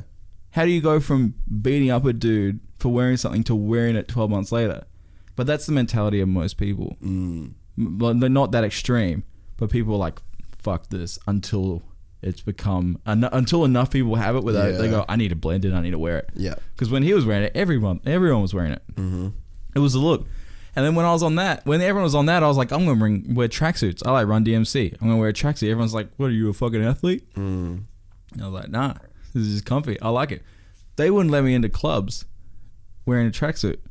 Yeah, right. Because it was like, people were like, why you can't wear nowadays you can do that shit for you go to a club, everyone's wearing a tracksuit. Yeah. I'd pull up to that, they're like, no fucking way. Go get changed. You're wearing pajamas. Yeah. And then when I wear the distress shit, get out of here. You can't come to the club. You ripped your shit. Yeah. And dude, I I try to wear a jumpsuit, like a full length one. Yeah. I got jumpsuits because I perform a lot of my shows in suits and jumpsuits. Yeah. Try to wear a jumpsuit to a bar recently. They're like, nah. Maybe I'll wear a jumpsuit this weekend. Bro. Channel that shit. Bro, I got one. You can wear it. That's sick as fuck. I got heaps. Yeah, dude. So you got to break the mold for every motherfucker to just come jump on the ship. But it's regular, and I'm used to it now. But I'm not wearing shit to try and like break molds. I'm not wearing shit like GQ did this huge article on me in Style this year, which like one of my friends was clowning my outfit recently. I was like, bro, don't make me hit you with my GQ article. Like, I'm gonna slap you in the face with that shit. And, like, people try to tell me like, dude, wait, you can't wear that. I wore a sequin suit to a wedding, and it was fucking fire. But what is it about the fashion stuff because like I feel like there's people that like they care or they don't like, and I'm sort of like, I want to say I care, but like I just run t-shirt and fucking shorts and Vans every single day pretty much. But it's like, but I appreciate the fuck out of it. But one of my best mates, Shane, is like the most stylish motherfucker I know. Yeah. And it's like, I don't know, I don't know why, like some people just have like a thing. My brother's super fucking stylish. Dude, but the thing is, if that's what you wear, that's you. That is the style. It comes back to music. Authenticity trumps it all. If your style, like look at like someone like fucking Kelly Slater or someone. Dude will just wear like a fucking Billabong shirt and some shorts. And it's fire. Because it's him. Because it's him, and it's really him. It's authentically him. You can tell when someone's not being authentic. Yeah. You see a dude in like a medium Gucci shirt and some fucking True Religion jeans. You're like, that's not you, dude. Like, you can tell because they look uncomfortable. That's Abercrombie and Finch mannequin. Yeah. You can tell when someone's not real because it stands out more. Yeah, I totally agree with that. People and I see like girls, I got a lot of female friends through Style because I don't know, girls thought I was gay. They dig that shit for So sure. they pulled up. They're like, hey, let's be friends. I'm like, yeah, we could be friends, but like, yeah. They're like, he's cute. I'm like, I don't know. Is he? Yeah. And like, so I got like heaps of female friends, and they go out of their way to dress in the most uncomfortable shit, especially with footwear, the most uncomfortable shit. Like, you don't need to. Like, we need to. I gotta dress like this to Yeah, I'm not a fan of that shit. just like, if you want to wear And right now, and it's changing now as well, because girls are starting to wear Harley Davidson shirts. Every girl. Ironic. Fucking band shirts and shit. Yeah, like by February, every girl in Australia will own a Harley Davidson vintage shirt. It's fucking weird. Eh? So weird. But those girls would clown girls for wearing Harley shirts 8 months ago. Mm-hmm. And I'm not a fan of the Harley shirts. Like they're a bit overplayed. You can maybe get away with a Daytona. But just like, the whole, it's just like ironic shit in general. Like, oh really? You like Megadeth? Yeah. You like Megadeth? Yeah. Okay. Oh, dude. What's your favorite Tool song, bitch? And you know that was happening with Wu-Tang Clan that 5 years ago. Yeah, dude, for sure. When everyone was wearing. Yeah, tell me Wu-Tang. who RZA is. Yeah. Yeah. No one knows the Jizza. No one knows. No one knows ODB. Yeah. And it's people. It's just trends. And I feel like a lot of those trends coming from Jerry Lorenzo, Fair God. So he was styling Justin Bieber. Yeah. He was like Kanye's old stylist, and he really like went hard on bringing thrifting in. Yeah. Around like 2013, 2014. Yeah. Like band tees. So he would get like Bieber wearing band tees and like Ariana Grande and shit wearing these like heavy metal like fucking like Lamb of God and shit, like Metallica, Eagles of Death Metal and shit, like all like wear their merch.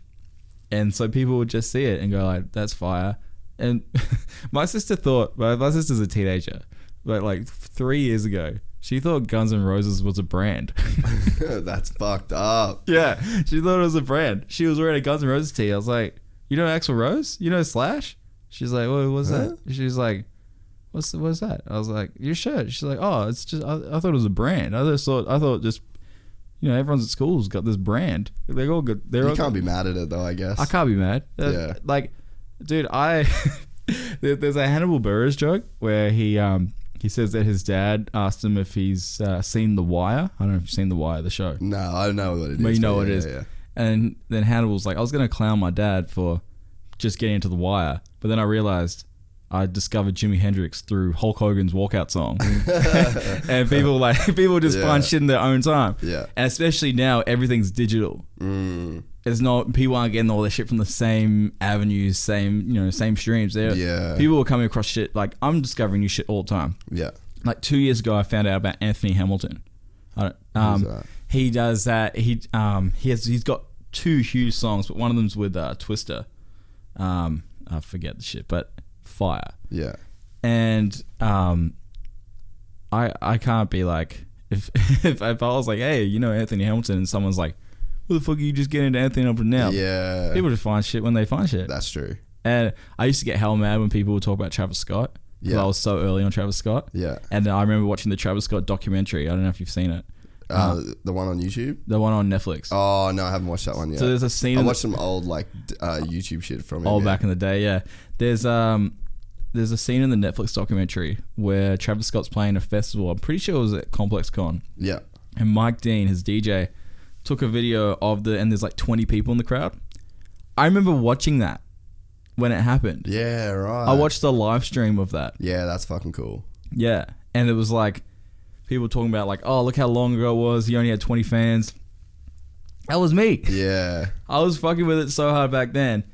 But I can't get mad at people for being like, bro, you heard Travis Scott? It's like, yeah, no, I don't know. He's great. Yeah. How great is he? You can't be like, oh, I was the first in on that shit. Yeah. Right, so I'll just be getting frustrated all day. Because I was so early on Post Malone as well. Yeah. Because of Mac Miller. Yes. Mac Miller tweeted White Iverson, like when it came out. Yeah. Dude, I met fucking Post Malone at Warped Tour like 6 years ago. That's crazy. Yeah, it was like right before White Iverson. Like it was before he even dropped that shit. And then he was crazy. He was like, hey man, I'm Austin. And I'm like, hey dude, what's up? And like we just fucking chilled in this motorhome and like he didn't really say much and then fucking peaced out. And then like it was probably like months later White Iverson dropped. And I was like, are you fucking serious? Like he was a megastar, dude, overnight. But yeah, he was just like this fucking, and he looked the same. Like he was the same dude. It was crazy. I'm such a fan. He lost me on Bear Bongs and Bentleys, but he won me back on the new album. I haven't really listened to too much of the new album actually. It's sick. Did you see him live when he was here? No. He was fucking good. I bet. Yeah, it was really fucking good. I forget. I was in LA I'm always in LA. How much are you over there? A lot? I've probably spent 2 or 3 months of this year. So Okay. like a quarter of the year Yeah. so far this year there. What's it like being an artist out of like the Gold Coast or Brisbane? Like just in general, Yeah. it's there's no one really doing what I do. Yeah. Because I'm the same. Like, there's no like, who the fuck do I talk to about this shit? You know? I've got through doing the conservatorium, I've got so many friends that are like singer-songwriters. What's the conservatorium? The university I went to. Oh, okay, yeah. So through that, I've met so many amazing singers. Like I went to see my friend Jackson James Smith play at Dust Temple in Currumbin. Oh, sick. Night before last night. Yeah. Like me and this dude used to play the Cavern at Nobby's Beach to 3 people. Yeah. And then he sold out this venue on the Gold Coast. And it was so cool that there's, a scene that's starting to happen here with that style of music. Yeah. But if I wanted to talk to someone about my kind of music, nah. Yeah. When I first came out, there were dudes that rapped at the Lone Star in Broadbeach. Yeah. They would have a hip hop night there. Yeah. And I was like, I remember I went to one of them. I was like, nah. This isn't my shit. It was whack. Yeah. Everyone thought they were in D12. Yeah. That's fucking sick. Yeah, it was not a good vibe. Yeah. And like they would cancel it because people would get into fights. Like it was really scummy. Yeah, that's fucking hectic. And Some then people love that shit though. Yeah, there's totally an audience for it, I bet. Yeah. And then they moved it to Players. I couldn't help but feel sorry for people that went to the strip club to see some titties and they just see some dude in really big jeans. Just fucking rapping out. Yeah, just rapping about Spitting barbecues. bars.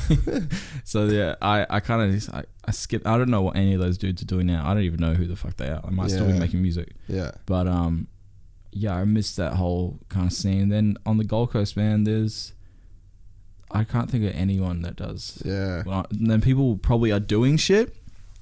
I don't know if they're like out here to like what that. level? Yeah. Yeah, it sounds real dickish to say like on my fucking level or I know something. what you mean. But like no There's one. just lanes people are in, like it's got nothing to do with how big or small something is. Yeah. I think it's just like, I think people can take it the wrong way if you say something like that. But it's like, man, fuck, people exist in lanes, dude. Totally. And I would imagine there's probably not too many people on the Gold Coast who are living off being recording artists. Yeah. People can live off gigs. Like my friend Scott Dalton, who's like the best fucking guy in the world. He's gigging every day at like cafes and shit, making great money because he's like he's so good. He's playing like 2 hours of cafe, next day 2 hours cafe. You can definitely make a living doing that. But I'm talking recordings, be like Fisher, Amy Shark, me, maybe someone else. Maybe, I don't know how Eliza and the Delusionals are going, but I would imagine it would just be the 3 of us. Ziggy Alberts is probably doing all right. Is he from the Gold Coast? He's around here. Oh, okay. Yeah. He's doing great. Yeah, he's killing it. But yeah, like it's not, and like especially like your sound, like I don't think there's anyone really. Well, there probably is people in Australia, but like you've just Not definitely got many. like a super unique sound. The closest I've come across to me, because I've met fucking everyone, dude. Like I'm starting to run out of people to fucking meet in Australian music. Yeah. The closest to me, probably Travie P. Have you heard of Travie P? Uh-huh. Dude from Redcliffe. Yeah, okay. One of the nicest guys in the world. Like that's a guy who I cannot speak higher of. Yeah. He opened for me in Sydney about 2 months ago. Yeah. And it was pretty funny. I before I play any shows, I get a massage. I go to like the local massage parlor, hit it up. That's sick. It's like Get loose. It's like the only cool thing about me. Before I play a show, like I go get a massage, and there's a massage place across the road from the venue. Yeah. And I walked in, and the place, like the room had like a shower in it, and I was like, interesting. Yeah. And then so I'm lying down, I'm getting like the worst massage of all time. And She's just literally there waiting to be like, roll over, $20 extra. totally. Yeah. And then so she gives me a back massage. She's like, all right, thank you. I'm like, that was kind of trash, but whatever. And walk back. And then Trav was like, what are we doing? I was like, just getting a massage. He's like, across the street? And I was like, yeah. He goes, I did. Like, they don't even massage you, they just jack you off. Yeah. And I was like, oh, you ever realize that you're an ugly dude when like the rub and tug chick doesn't want to jack you off? I just got like a straight up shit massage. I would rather have her just gone and like, do you want to get jacked off? I would have been like, no, I need to get a massage because I'm like on tour. I'm sore as fuck. That's fucking funny, dude. Missed out. That's so Missed good. out on getting a massage. That's fucking funny. Have you got any other weird shit on your rider? Dude, because I like get drunk before shows. Yeah, okay. I'm one of these terrible people. They're like, you can't do that, and but like my show is like a wavy because I'm not. You're kind of wavy. Yeah, like I'm not like hammered. Yeah, but I've had some drinks. Buzz. And like I like tell jokes between the songs. Yeah, okay. I'll tell like a funny story and shit about like I got one joke that just fucking slayed. I was on tour with Slum Sociable. I don't know if you know them. No. They're like one of my favorite bands. So I didn't even know that they knew I existed. And then I got hit up my agents like, Slum Sociable want to do a tour with you. And I was like, dude, like what the fuck? I love these guys. Music. I'm like such a fan. You ever like a fan of someone, but you don't want to hit them up and you don't know if they know who you are? Yeah. This was very much the case with these guys. I've listened to their music for a long time and then it turns out they were fans. Yeah. So we go on tour together and I had just got back from South Korea and I don't know if you heard about this. This is like in the news. I was playing at Ultra Korea, which is the biggest music festival in Asia. Really? Yeah. That's sick. Yeah. It was mad. And there was a secret headliner. Secret headliner was Rick Ross. No shit. Who like I got to hang out with them and shit before. It was mad. And he was there with that Jordan Woods chick from the Kardashians and she was nice. And we're all just hanging out and then I'm on before Rick Ross and I walk out and there's like fucking Korean people everywhere. There's a cool video on my Instagram of it. And I walk out and these Korean women just start crying. Like crying tears. And their hands are out and shit. And people just going fucking nuts. I'm like, dude, I've got fans in fucking Korea. People going fucking crazy. And it wasn't until like halfway through I realized that they thought I was Post Malone. And I like fucking everyone's in the crowd go, play White Iverson. Yeah, everyone's like waiting for it. And dude, because I was like the only like hip hop act other than Rick Ross at this festival. It was all like Skrillex, Duke Dumont, Swedish House Mafia, Rick Ross, me, Korean acts. No shit. Dude, do you remember when Skrillex got arrested in LA like a year ago, or maybe like a bit over a year ago for like playing music too loud in his Tesla? No, that's fucking mad. We used to live on Fountain. Like you got Sunset, like where the Comedy Store is. Yeah. And then there's La Cienega. Yeah. And then you've got Fountain is the one underneath. So we were in the apartment blocks that are on Fountain. Sick. So like I'd ride my bike everywhere. So I like just literally got down the stairs, out the front, on my bike, sitting at the lights, on my pushy waiting for the lights to turn. And then fucking Skrillex is there in his Tesla. And I can't remember what song he was on, but it wasn't loud at all. And I yelled out, "Tune!" like to him. And he was like, "Fuck yeah." And so he cranked the music like heavy loud and then pulled off the lights. The fucking thing was just exploding with sound. And then the cops literally stopped him and fucking arrested him. No way. Yeah. So you caused Skrillex's him arrest. to get arrested. That's fucking awesome. I can't wait to fucking meet him one day and be like, you gotta tell him that. I'm like, sorry, Herbie. But yeah, it literally made the news and shit because they fucking pulled him out of the car and stuff. That's wild. He had a fucking crazy sound system going. What kind of Tesla did he have? One of those white SUV ones. They're sick. Yeah, it was gangster as fuck. Dude, I love a Tesla. It was so fucking funny though, eh? That's and then sick. I went back up into the apartment and my buddy that I was living with is like, dude, did you see Skrillex got arrested? I'm like, I'm pretty sure I'm the fucking reason Skrillex just got arrested. What song was it? I can't even remember, dude. Like, it was just some rap song that was sick. Blowing up at the time. Man, Skrillex has a newish song called Midnight Hour. It is I haven't heard that yet. It's the best thing I think he's done since he first came out. Yeah, dude, I'm fucking so on board with Skrillex. Like, underrated. He's like a legacy artist for me. Like, Totally. I think like he's one of those guys that took like such big risks with sounds and like just fully did his own thing, and he's done it over such a long period of time that like I don't give a fuck what he does now. He can do whatever he wants. Yeah, dude, I was somewhat skeptical going in to his new single because he's an artist that has just been around for so long. Did dubstep, arguably the greatest person to do dubstep. Fuck yeah. Popularized it for sure. Totally popularized it. And then when I was like, all right, let's see what this new sound is, because he's got to evolve. Yeah. New sound was just a great mix of pop, contemporary hip hop, and like contemporary dance music. He just like, the dude's just underrated. Even for a guy that's really well rated, underrated. Yeah, still underrated. Yeah. Still and I love that shit. Yeah. Yeah, he's fucking so like, yeah, just one of those guys for me. It's like, yeah, wherever you take music, like I'm down to just like, I'm down to hear you out. That's a guy I will support. I don't think this is the first interview where I've come out in support of Skrillex, but yeah, I think he's great, and he's got like a metal background or like a hardcore background. He was in like a full fucking screamo band, man. It was sick as fuck. Fucking mad. Because that would be my other thing. Like I've always been super eclectic with music, so I can listen to fucking everything, trap shit. And then the very next song, I can listen to like System of a Down and fucking totally. So like, I've always loved that screamo shit. We used to go to Soundwave every year and just get like fucking loose in the pit. Are you gonna go to that Down Low festival? Where's that at? It's in RNA Showgrounds, I think. Really? My Chemical Romance headlining. Wow. Yeah. Fuck, dude. Helena's like one of my favorite all-time songs ever. I think I'm Not Okay. Yeah. Is one of the things that got me into music. Really? Yeah. So what was your first like... The first shit I heard, well, my mum is obsessed with my mum's like a black lady. Yeah. So like she introduced me to... So have you got a white dad? Yeah, my dad was white and my mum's black. Yeah. And what race? Like Polynesian? My mum's Fijian. Yeah, okay. Which is like the black Polynesian. Yeah, yeah. And my dad was Pakeha. Yeah. And so my mum was really into the Fugees, Lauryn Hill, Biggie. That's sick. Yeah, my dad was really into Pink Floyd. Yeah. The Cars.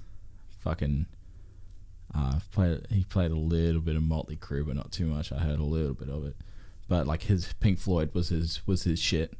And then my mum was really into the Fugees. So I think that like those two kind of came into play. But the first shit I independently liked, and also my uncle, when I was in the 5th grade, he bought me Late Registration, Kanye West's album, and that if anything got me into stand up because of the Bernie Mac skits. Yeah. And I remember listening to Bernie Mac, and I knew... Fuck, that's crazy, eh? That it can influence, like, something that's so indirect can have, like, a big influence. Totally. Because I didn't have enough rhythm to do the Kanye raps. Yeah. But I knew all the, what the fuck, Kanye? And, like, do all the Bernie Mac skits between the songs. Yeah.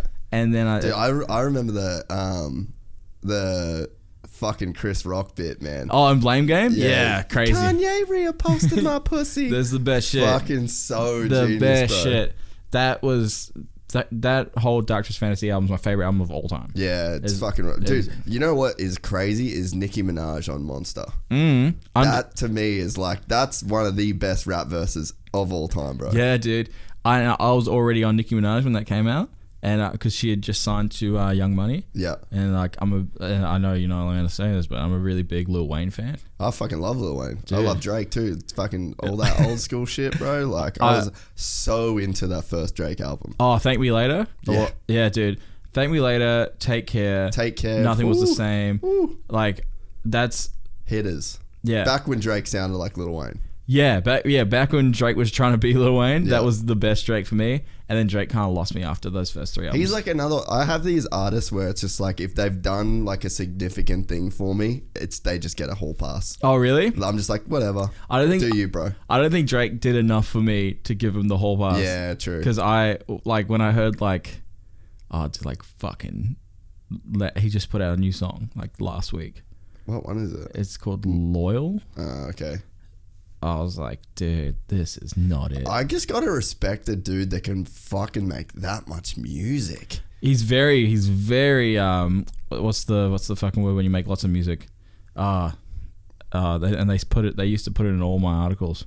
Nah. Prolific? Prolific. He's is that the word you're looking for? He's a very prolific artist. Yeah, it's insane, dude. Like, even back in Take Care days, and then he started doing those mixtapes, I was like, he's doing too much, man. Like, he's gonna lose it, you know? Because there's like the Kanye, there's the Drake model, and then there's like the Kendrick Lamar model. because I feel like they're the two dudes that are like on either ends of like the spectrum at the moment in terms of like the biggest artists. And it's like you've got Drake, you've got Kendrick. One goes away for years at a time. Yeah. One's just fucking everywhere. Yeah. And like, you're right, man. Like, he misses the mark so much. Yeah. But it still works. The thing with Drake is he's so big. When he misses the mark, there's still Doesn't a huge matter, yeah. audience for Yeah. people that love his shit songs. They're like, I love this.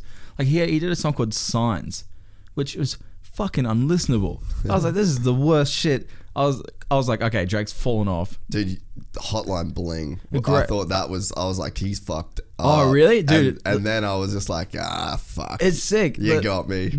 But I was the same. First listen on God's Plan. I was like, this is trash.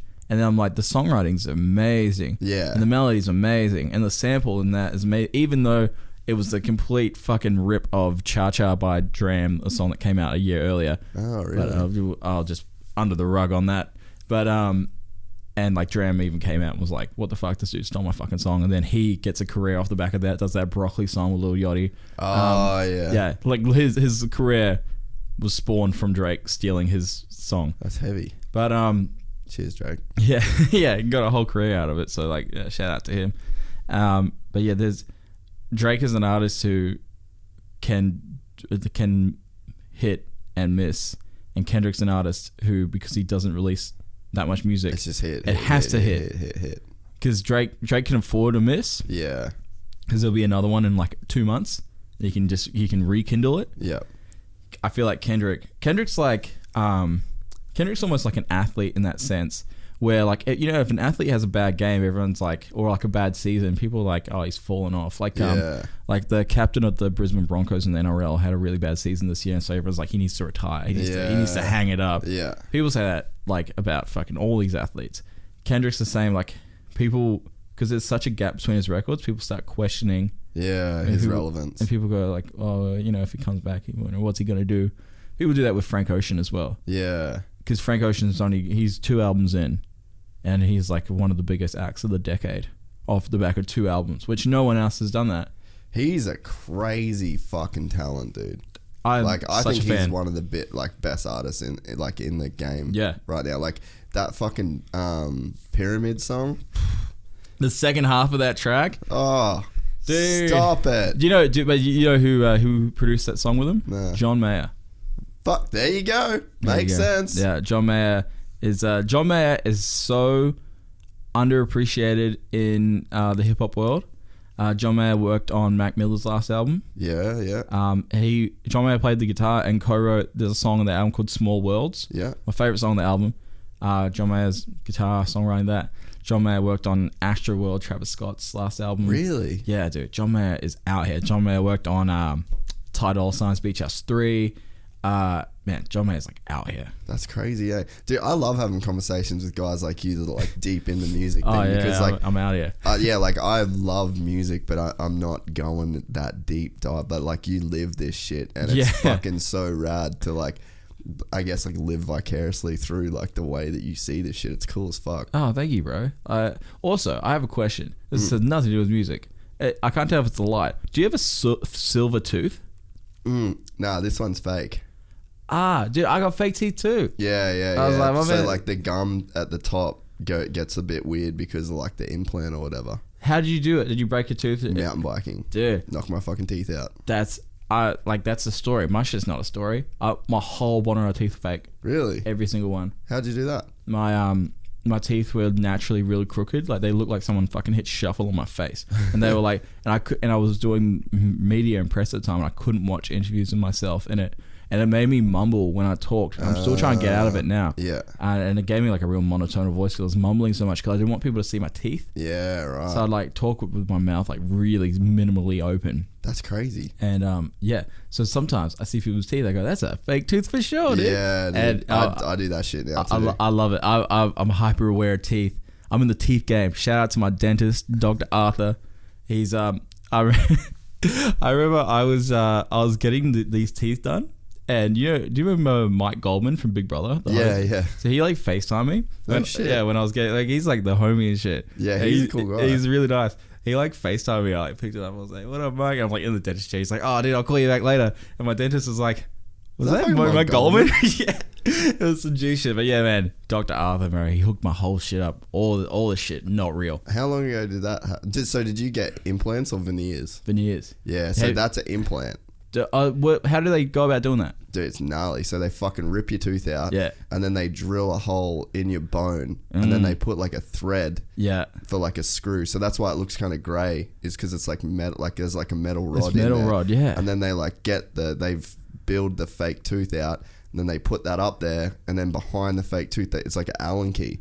And they literally just screw it into your fucking head. Dude, fucking Gnarly, eh? veneers, dude. They get your teeth. Because this one's a veneer.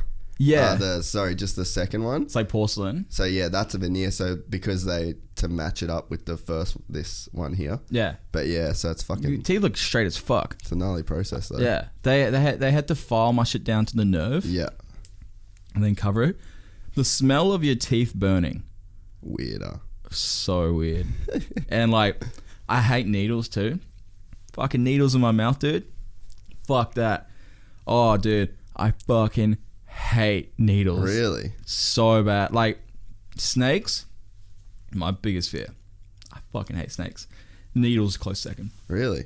I got a snake in my house and I don't give a fuck about needles. I couldn't be more opposite. Oh, are you I got a scared? pet snake. Oh, you're one of these snake guys. Yeah, yeah. Well, what's the appeal? I just grew up in the jungle. You're from Cairns? Yeah, yeah. Like there's just fucking snakes everywhere.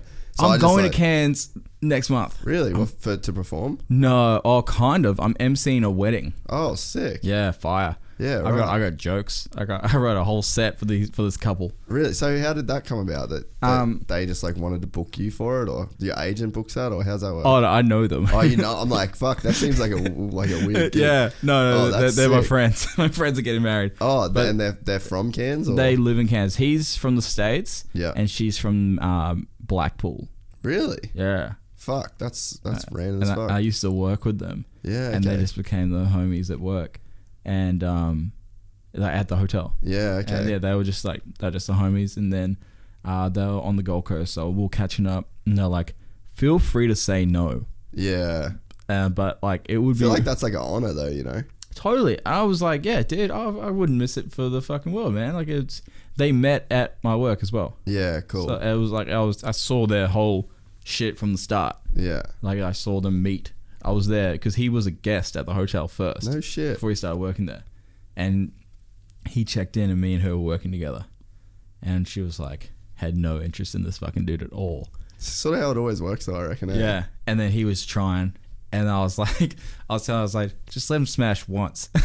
he's putting so much groundwork in. She's like, nah, I don't know if I'm into him like that. And then she's like, I think I'm into him like that. I'm like, well, good thing he didn't dip. And he's still trying the shot, and yeah, now they're getting married. That's fucking crazy. Yeah, How long have they been together? 2 years. Yeah. Right. It's a very short time, But but when you know, you know. when you know, you know. I've been with my girlfriend for 5 years. Really? Yeah. So what? Since you're like 17 No. or 18? 20. Oh wow, that's fucking cool. Yeah. Or 19, yeah. And she's an artist, eh? Yeah, she's a painter. Like a professional? Yeah, full time. Really? Yep. She's a crazy good artist. I need to get a painting for in here then. Yeah. Trying to fill that whole wall.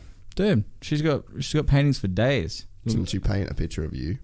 She did. That's the artist that did all the murals with me. Oh, that's fucking cool. Yeah. I think we should get like a little picture of you in here then. Dude, she's got heaps. That's fucking sick. Yeah. She's got a stencil of me that she can just spray paint on something. Yeah, right. I could have one too this afternoon. Fuck, I don't need it that quick, but it'd be Yeah. sick. Dude, yeah, she's fire, man. CRT Designs. Yeah, I'm gonna follow her up on Instagram Yeah, then. she's great. So what's your plans like for the next little bit? Like, how's this whole thing sort of? How do you see things sort of like playing out in the coming future? Well, in a perfect world, I put out the next single January 10th, and it just fucking blows up, and nothing was the same. But in a realistic view, I'll put out the song. It'll just expand audience again. Hopefully, some radio love. Hopefully, get some Spotify love, streaming love, and all that shit. And then build up. I get just bigger shows. I'm sitting on like 7 singles that are just ready to come out. Cool. So I'll just put them out next year. Yeah, and so how do they do you work with the label on like staggering those? Or? Yeah. Like there's all marketing plans around them. I've got Actually, this is another exclusive for you. I've got a tour that I'm going to do. Oh, sick. That is going to change the whole shit. Really? And you'll see, I'm calling it right now, every motherfucker's going to do this. Really? Everyone. Alright, so this is what I'm doing. People buy a ticket. Say I sell tickets for like $20. Yeah. People buy the tickets, but there's no venue. There's just a date and like the city. So Yeah. It's like Sydney, April 1st. Fucking Melbourne, April 7th. Whatever. But you don't know where the venue is. And on the day, when you buy a ticket, you got to put your phone number, your email. On the day, you get an address sent to you. And every venue is going to be a hotel. Oh, sick. A hotel room. And like, there's a few joys in that. You only need to sell 40 tickets to sell out the room. Yeah. So every show on the tour is sold out. Yeah. Great for festivals, because festivals just want access selling out their tours. Yeah. Sell out tour. The room is packed. Play a set, wild as shit. Get shut down because it's at a hotel. That's fucking rad. Get like arrested probably every night. Great press. Bring a crew to film the whole shit. Yeah. Sell the documentary to fucking Vice or whoever. Get just mad documentary fucking footage. Like it's gonna look the raw sick. shit. Yeah. It's gonna look so raw. A room this size with 40 people in it. It's gonna be live as shit. And no venue hire, no security. People just destroying a room. That's fucking cool. Yeah. So when's that happening next year? I'm in the middle of organizing it. Yeah, yeah. But I promise you, dude, the same way that a dude tried to fire me and had a flannelette shirt a year later, Everyone will be doing it after. everyone's going to be doing these small tours. Yeah. Because immediate money, like the money is just circulating into renting the hotel room. Go to fucking ANZ, get a credit card, give the hotel that credit card, so when they try and charge the fucking room, like you can't get. I've thought about it and around it. I've been trying to do it for a while, and we did one in Broadbeach Waters in 2014, and we got like 1,000 people at a house. Fuck. At a house party, and I played on the roof. That's sick. And you got footage of that stuff? Yeah, I'll show you some footage after. People to this fucking day talk about, like, they're like, oh, I haven't kept up with any of your music, but I remember that party. I remember that party being fucking crazy. Yeah, that is sick. And it was fucking wild. Yeah, there's something about a good house party. I still remember house parties from when I was like 15. They were just like dope as fuck. There's house parties are the superior. Clubs suck. House parties. Clubs do fucking suck. I hate clubs. Every time I go to a club, I'm like, why even if I'm getting like, because this is where I fucking hate myself. This is where I lose myself as a fan. I hate going to a club just as like as a regular patron. I don't do that shit. So like, but even if I'm going, it's like I went to Sin City. Yeah. With Frenchie and the Fairbairn film guys the other night. Yeah. Bro, it was fucking free drinks. They came out sparklers. Yeah, doing the whole shit. Whole shit. We had our own private room. Not even fun. Nah. Couldn't even smile. Yeah. I was like, it's still a club. Dude, the last time I was in Sin City, I was on like a heavy edible.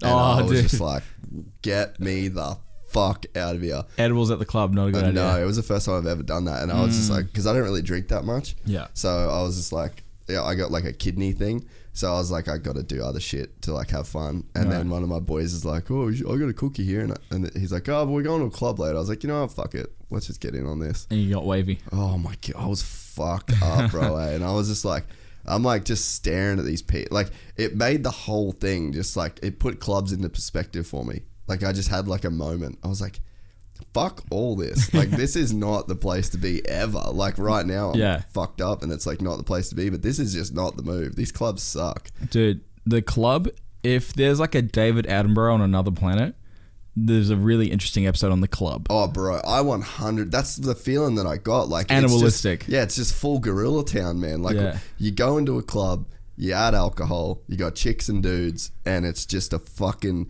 Taronga Zoo chimp fest. You can't talk to anyone, so you don't know what these people are like. It's purely instinctive looks. Grunts. You just look at someone, you have to dance, which is what fucking birds do. Yeah. You drink the nectar, go dance Yeah.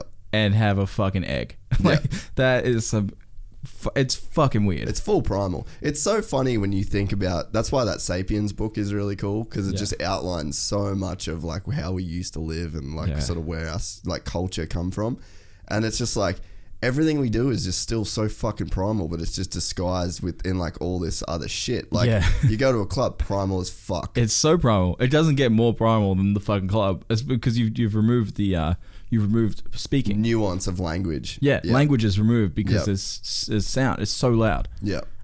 It's so dumb. And that's what I think is like so rad with podcasting. Yeah. Is it's the campfire. It's literally a campfire. It's sharing stories. Yep. And that's why it's way better than the fucking club. Well, but it's so primal still though. You know, like before we had any cell phones, any distractions, any TV, any music, like everything that you did was like around the campfire, sharing information. And I still think that like the fucking like when I'm you know fucked up on an edible in a club, and it's just like you see like this is just like a kind of really gnarly campfire, where it's like banging loud fucking sounds. You can't really talk to anyone. The fucking hot dudes are going after the hot chicks. Like you sort of see the hierarchy of like of fucking pheromone sexual compatibility. Like it's just such a weird deal, huh? It's a very weird environment that is incredibly normalized. Yeah, but it's like, why? Because it's primal as fuck, right? That's exactly like there's certain shit in our biology that just will not die. That comes back to fighting. That's why we like fighting. Again, there's like that mixed martial arts or whatever. It's just like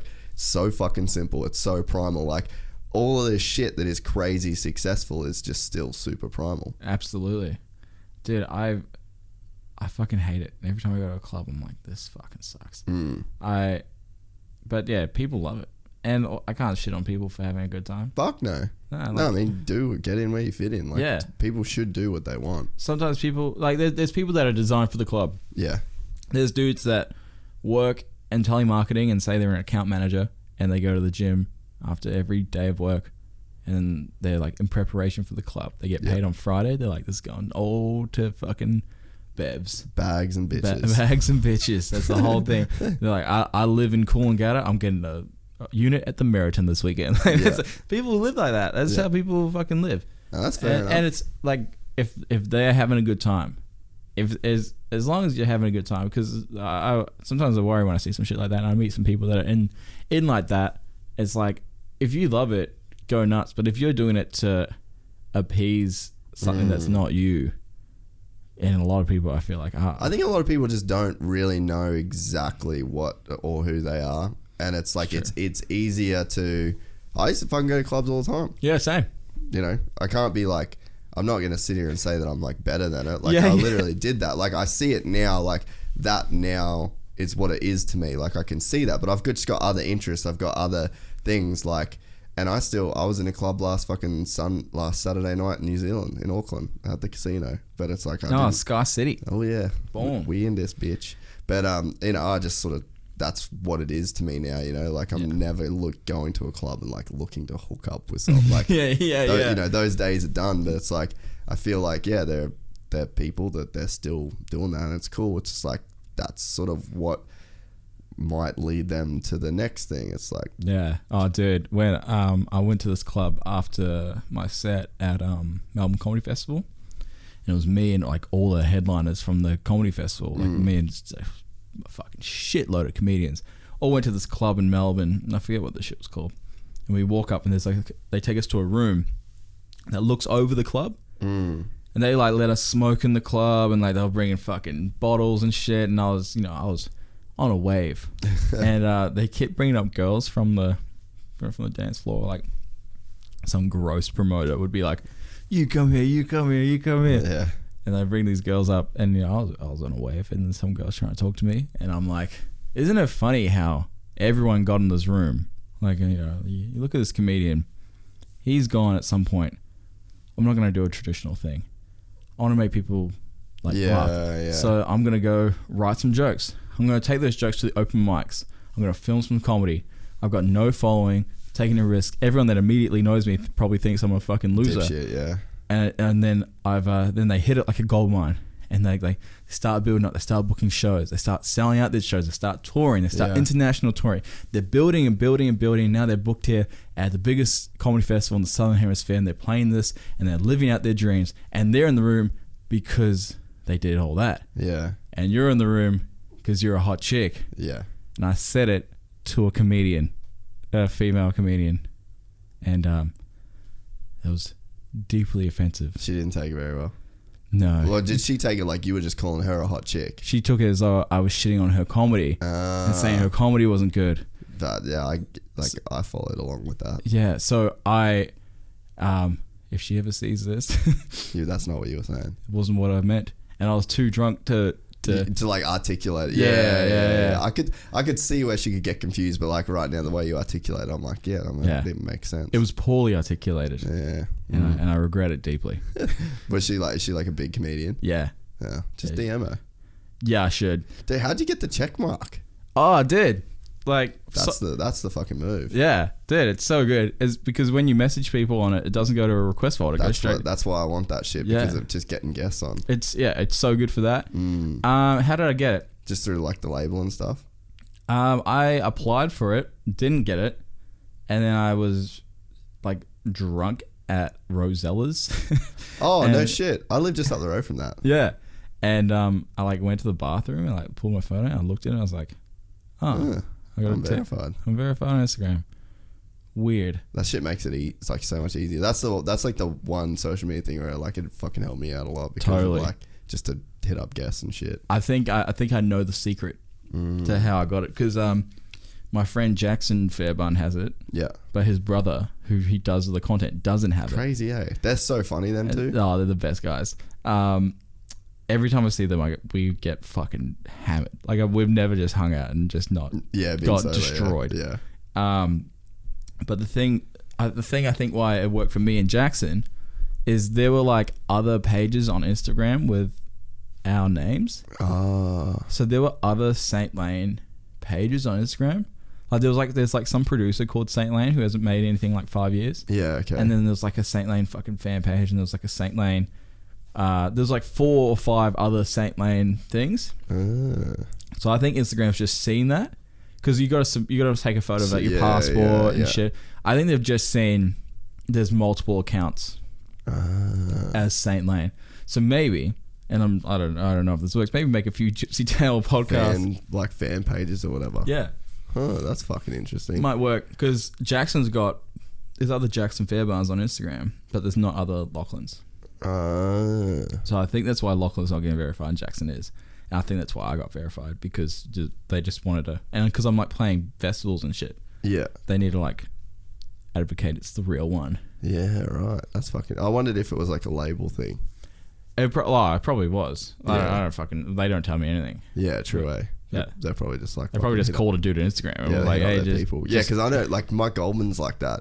Because he knows people on Instagram. Yeah, because he was like, he's done work for Instagram, like hosted events and shit for him, so they just verified him straight up. Yeah, dude, he's a good dude. Yeah, I spoke to him like literally years ago, like when I first started the podcast about him coming on. He was around here a bunch for the Commonwealth Games. He's here right now. Oh, is he? There's a film festival in Century Cove.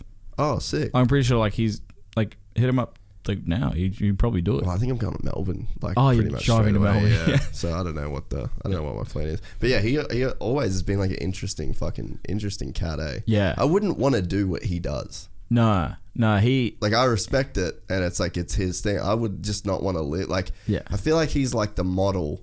He's like a model, but with his personality and voice. He's a model with his voice, yeah. You know what I mean? Yeah, he's got such a recognizable voice. Yeah. But it cuts through, and it's so articulate. Yeah.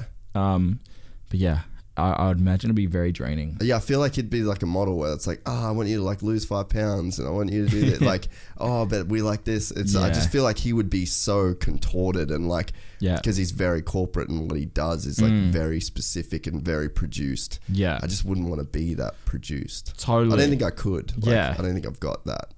Yeah, dude, I couldn't do it either. Like, Mike's a G. He's been in the game for so long. Fucking like, so long. He's seen it all. And Mike's also one of those dudes that just has hell hookups. Like, because he's so deep in the corporate world. Because he works for Rebel Sport and fucking Sydney King and shit. Mike's one of those guys where it's like, oh, if you go around to his place and you're like, oh, I like that. He goes, oh, I'll get you one of them. I know the people that do this. So I went there with me, Isaac Butterfield, went round to Mike Goldman's house. He lives up in Brisbane. Who? Goldman does? Yeah. He used to live in Bondi. Now he lives in Brisbane. Oh, dude. Okay. I thought he was in Bondi still. No, he's just moved. Well, it'll be easy to get him on then. Yeah, cool. He's living with Bianca, his fiance. Yeah. She's lovely. And yeah, Mike was like, Butterfield was really wanting to get verified on Instagram. And Mike's like, let me put a call in. That's so crazy. He's just a G like that. Yeah, that's fucking epic. Yeah. Have you got any, like, since you sort of come into the game in like a more formal sense, have you got dudes that have like really helped you and mentored you? Like Danny Duke, like my producers kind of mentor me, but other artists, nah. Like it's been pretty solo mission. Yeah. I've had dudes like Bliss and Esso reach out and like say they really fuck with me. Dude, Johnny's a man. Yeah. Dude. He's such a fucking nice guy. He called me up. Johnny's the American one? Yep. Yeah, he called me up and just said like, what up once. Like he like rang my number. I was like, how do you get my number? That's cool. And he called up, he just said he loves what I'm doing. And they want to do a remix of Sugary Sweet. Oh, sick. So I'm like, dude, yeah, let's make it happen. And they're like, get me the stems. And I'm like, oh, I don't have the stems. I got to fucking get them off one of my producers. Yeah. So I called Dennis. I'm like, hey, Bill Sness, I want to do a remix. He's like, all right, cool. Let me get those stems. It's been fucking 3 months. Yeah, I was going to say, I bet that's just how that shit works, eh? Dude. And then Dennis. I love Dennis so much. Like, one of the greatest guys in the world. But get him the fucking stems, Dennis. Dennis sent me a folder. He's like, this is the stems, bro. I didn't open the folder. And I sent it to Bliss and Esso. Like, here's the stems, dude, make the track. It wasn't the stems at all. It was the song in a WAV file. I was like, why is this file so small? And then, it was just the literal exported song. Not even the instrumental. That's not going to get it done. Just the song. I was like, they already have this. That's why they're doing the remix. They've heard this. Yeah. And so hopefully the window hasn't closed for where they don't want to do it anymore. Yeah. Because Esso hit me up and was like, we're in the studio now. Yeah, they're doing the new album. Yeah. And apparently it's really good. Oh, yeah. Hopefully they get me on it. Yeah, that'd be sick. They wanted to do a remix of Sugary Sweet. It's like a free promo track on like their YouTube just to hype the album. Yeah. And I think they're going to remix a bunch of other songs. Yeah, sweet. But probably not anymore because of fucking Dennis. Dennis the Menace. Yeah, it's all good though. But what about other like, because I think like when you come into this world, like you've kind of got to like look to certain people to kind of give you that guidance. Like, has there been people, or is it just, like that sort of like core label group? Yeah, it's like the core label group. There's no one's really come out to like help me, like artist wise. Just people. Everyone's been cool, man. Like I hung out with a producer called Kilter. I don't know if you know Kilter. I've heard of that. Yeah, he's like a mad producer, and his girlfriend Nicole Miller. We all just went to a bar the other night, and like I'm doing shit like that all the time, just like linking up with other artists. Yeah, and just building rapport with cool people, like people that make music and are kind of like similar minded on shit. But yeah, no one's like lifting me up at all. It's just your boy, like just carrying myself, just out here grinding, just hustling, man. I've been like hustling for so long, dude. Yeah, like when I was working at the hotel, I got like a Google Doc spreadsheet. I went through and listed every single artist in Australia that's doing something that I want to do. So like Flume, Courtney Barnett, fucking Deep Sea Arcade. Yeah. All these people. And then I got like their managers and their booking agents. And like try to get contact information for their managers. I had like 300 artists on this list. Just like literally everyone was on this list. And I emailed every single one of their managers because their management info is actually really easy to get. It's usually just on their Facebook about page or like on their website. Emailed every single manager just with like it was all personalized shit. It was like, hi, manager's name. I like what you did with this band, in particular this. Really personalized shit. I spent fucking weeks on it, dude. And of those, emails. I got 2 replies. No shit. I got 2 replies, and one of them through multiple doors led to my record deal. Yeah, right. I didn't get managed by the guy, but he introduced me to a guy who then, Yeah. you know, it's just like guys on guys on guys. Yeah. And so yeah, I've been hustling. Dude, I used to go. There was a dude. I won't say his name because I see him sometimes, so it'll be fucking weird. Who used to book shows at Eden's Hill in Brisbane. Yeah. There's, you know, that big venue. Yeah. And I knew what he looked like, and so I would go to clubs. Like if he put on fucking like checked in on this is like Facebook days. It's like Instagram wasn't popping yet. If he like checked into the club and like on the Gold Coast, I fucking went to the club. That's so gnarly. Looked for the dude, like bought him a drink, linked up. First 2 times I met him, I didn't fucking tell him I made music. We were just boys, and I'm like, oh, he's like, well, what do you do, bro? Oh, I do a little bit of music. Dude, I got so many tours through that fucking guy. That's so sick. Man, when I couldn't afford to get into the club, but I knew Stevie Z from Radio Metro used to DJ at a club called Paris. And I used to wait out the back of Paris at 3 a.m. when he finished. I had a CD. I was like, bro, like, play my shit. And he was like, oh, dude, like, yeah, I don't want CD. Email me. Emailed him. Never heard anything. Went back to the club. Like 2 weeks later, I was like, Stevie Z, you gotta play my shit. He's like, oh, I'll check it out. Finally checked it out. He's like, this is dope. Come in. It's the first radio station to play my music. But I had to stand at the front of a club. Yeah. And it's fucking demoralizing, dude. Like, yeah, I've done that shit filming where like I want to meet people to like do film stuff for them, and like, yeah, you fucking just stand there like a fucking loser. Yeah. For hours at times, and like the whole time you're standing there, all these negative thoughts like running through your head. You're just like, yeah, I'm not fucking cut out for this shit. Like you just get such gnarly like negative self-talk going. Yeah, but dude. it's like you've just the ones that are successful fucking push through that shit, you know. Dude, and it sucks because when Sugary Sweet started like doing pretty good, like it was getting like played on the radio heaps, people started saying that I was a fucking like industry plant. Yeah. And it's like, dude, I like work so hard. Yeah. Like, because a lot of people don't realize that I was like in other groups. Like I was in a band called Clashing Colors. We signed a deal with Interscope when I was finishing high school. No way. Yeah. I was the bass player, which playing the bass got me into the Conservatorium of Music. And yeah, we put out an album. I was fucking 17 years old, put out my first album, and I wasn't even invested in music yet. I was like rugby and stand up, and music was like a thing I did for fun with my friends. Put out an album, got a mad deal. Then I did. How did that all work out then? Like, did that band just sort of stop? I got kicked out. Oh, really? Of the band, yeah. No shit. They told me I was holding them back. Does that band they're still going? No. Oh, so it wasn't you. No, definitely wasn't me. I'm the only one of the band that's still making music. Yeah. That's fucking crazy. Yeah, the drummer works at the cinema that I go to all the time. So shit. I just say what up to him. And like my best mate Tommy was in the band too. I was with him 2 days ago, but he's a school teacher now. Fuck, that's crazy, eh? Yeah, and so yeah, I was playing bass, and then got kicked out of the band. I was like, what the fuck am I gonna do? Maybe I'll get back into stand up. And then my friend Ike Campbell, who was a producer, like he said, let's make some rap music. Yeah. And I was like, we both were like the biggest Kanye West fans in the world. Both loved rap.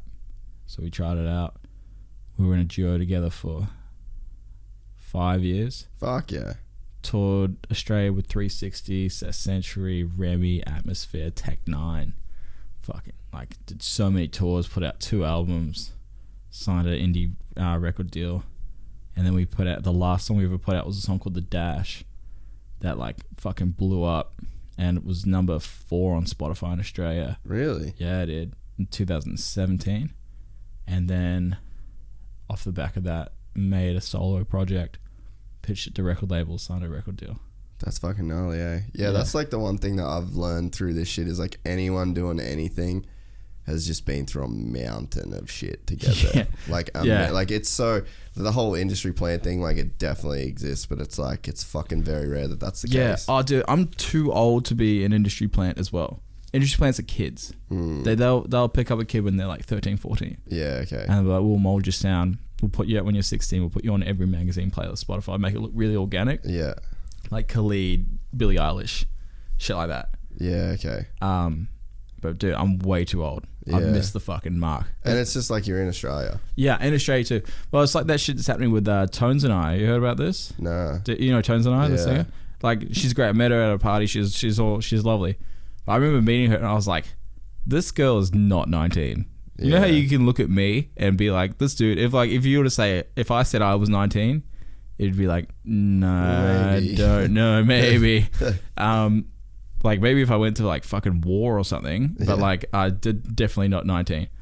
I remember looking at her and I was like, she is like 30. Yeah, I was gonna say, I feel like she like looks like she's like late 20s. Yeah, dude. Is she supposed to be 19? And her whole thing is like she's this 19-year-old artist. That's so weird that that would be a thing. Yeah, because people, I guess people are more inclined to support younger pop artists. There's like it's like sport. There's like an age period where you can pop, and then you have like your core fans as you get older. But like, aren't people realizing that now that shit just like isn't a thing impossible. anymore? And with everything digital, like people started putting up photos of her at like her 21st from like 2011. Really? So this is a thing. This is a thing. Wow. And it's like, like, it's bad for her, and I feel sorry for her. It sucks that she went along with it though. I think she would have had to, because pretty sure she's with a major. Yeah. That like, and this is another thing that happens. Like Macklemore, this is me exposing the whole music industry. Macklemore, Ryan Lewis, Chance the Rapper, and stuff. They make it look independent. Yeah. But what they do is they set up an independent label that's a stem of a major. Yeah. So they have an independent label that's like, we're the only acts on our small little indie label. But their label's completely funded by a label like RCA, Universal, Sony, Island. Like they fund the record, and that money funnels back into them. Yeah. But if you look at it on paper, it's completely independent because it's independently owned by the artist. Yeah. But yeah, it's not independent. Yeah, it's a crazy game, eh? So it's come out that she's like fucking 140. She's like, I think she's like 30 years old. Fuck. Yeah. So the thing is, like, I don't give a fuck. Like, why do they think people actually care? Well, this is the thing. I don't think anyone cares. That's what it's I weird. think that's like a record label mentality, is that you need like a young new superstar for pop. You don't. Just need good fucking music. That's why it didn't work because she was 19. It worked because the songs were good. Yeah, so unique and like, yeah. Yeah. Like, like, just pull it towards you again. yeah, cool. It blows my mind that they feel a need to lie about age. Yeah. That happens all the time. Yeah. All the fucking time. So, singles drop, you blow up. You're gonna like, do you want to stay living here, or do you want to eventually live in the States? Do you want to like what sort of? Dude, I would honestly love, like, my fucking goal, and I would like to think it's somewhat achievable. I would love just to like do so well in music that I can go live in the top of the North Island of New Zealand. Yeah. Okay. And have like a fucking shed. Yeah. And be away from everyone, and just do my thing. Yeah. And then work on music from there, and every like what Kendrick does. Yeah. Every like 2 or 3 years, just come out with an album, some groundbreaking shit, some real artistic shit. People would fucking love it. World tour, back to the shed. Yeah. 3 years, come out, groundbreaking record, world tour, back to the shed. And eventually, when I'm like 50 years old, if I make it to 50, I will I want to open up like this bar that's like fucking Frank Sinatra swing music shit, and I like host it, and we get like, there's like celebrity guests come on, and people just sit there. They pay like $50 entry. It's like the Comedy Store almost. Yeah. But for music, and you get like fucking like Cardi B comes in, and but you never know who's gonna play. Yeah. But it's gonna be a mix of like huge acts and emerging acts, like the Comedy Store, where you'll see you'll Dave see Chappelle, like, and then you'll see like Fahim Anwar, like play before him, and like it's the mix, and then like eventually like Fahim, he might be the next Chappelle, and then there's another, and it's like that's why the Comedy Store is so great, because you're seeing a mix of all these people. Yeah. And I would just love to do that with music. I feel like there's no outlet, because there's so many outlets. There's no outlet that's breaking artists. So it used to be you'd go on Letterman or something. And well, that's why No Jumper's so fucking big. No Jumper's is big, but like I've been on No Jumper and I didn't blow up. Yeah. Like there's nothing that's like if you're dope and you're on this, Yeah, because it That's used a to be rap. like SNL was like that as SNL, well, like, yeah. and that's even like Sam Smith blew up off SNL. Yeah, right. He was a musical guest on SNL, and then nothing was the same. Yeah. I've seen, I saw AFI on Jimmy Kimmel once. Really? Yeah, when they fucking, because I'm like a huge AFI fan. Dude, well, didn't the lead singer of AFI go to jail? No, I don't think so. What was that Black Veil Brides? Dude. You might be thinking of, Was it Escape the Fate? yeah, or fucking Ronnie Radke. He went to jail from Falling in Reverse as well. That's what I'm thinking of. Yeah, Ronnie okay. Radke. Yeah. That's He's a what- fucking weird cat. I met Yeah. him a bunch of times on Warped Tour as well. Oh, really? Yeah, weird fucking What guy. was his vibe? Just like super fucking rock star shit. Okay. Like Like cool the- rock star or not cool? Nah, not Nah. cool. Nah, I wasn't a super fan. But then again, like, but I say that, and now I'm like, fuck. After doing this podcast, like, I bet if I sat down for 3 hours with him, like, You get a he'd new be perspective. fucking good dude, you know. Dude. So now I try hard to just never have that attitude anymore. Never have any preconceived notions in regards to people. But yeah, he definitely come across like a fucking weird guy. I was just like, damn. And like, it was like rape and murder and stuff, like this shit that he went to jail for. It was like Yeah. he was involved in some like hectic shit. Fucking hectic shit. But again, it's like, fuck the people that you're around, like. Yeah, product of your environment. So hey, we're fucking coming up on 3 hours, bro. Fuck, that felt really quick. Goes quick, huh? I had a really, really good time, dude. And thank you for having me. Anytime you want to come back on, if you've got anything that you would like to plug, please do so now. Oh, just follow the socials, bro. Yeah. Lane the Saint, dude. Lane the Saint on Instagram. Yeah. You can listen to 3 absolute bangers on Spotify. Yes, you can. I'm going to post some links to that when this podcast comes out. Thank you. And probably put a link to that in the description of this podcast. Yeah. I'd love to come check out one of your shows. So Yes, I am playing at this. Oh, you Yes, just here we go. reminded me right now. I'm playing at Miami Marquetta on the Gold Coast on the 15th of December. I don't know when this is going to come out, Sick. but if it is, We'll do it before that for sure. cool. Yeah, 15th of December, St. Lane, Ivy, Peach Fur, Miami Marquetta. I'll be there. My brother lives right behind Miami Marquetta, so I'm gonna get fucked up and walk to my brother's house. Can't wait. That's sick. Yeah, I'll definitely love to come to that. Yeah. But yeah, I really appreciate you hitting Thank me you up. for having me. No, fuck, it was sick, dude. I really enjoyed it. And yeah, Excellent. anytime you want to come back on, just give me a shout. It'd be Much fucking. appreciated, my man. We'll go drink some beers at Rosella's one time. I'm a huge fan of that. That's a great idea. Sick, dude. Thanks so much. No, thank you. All right, just stay there.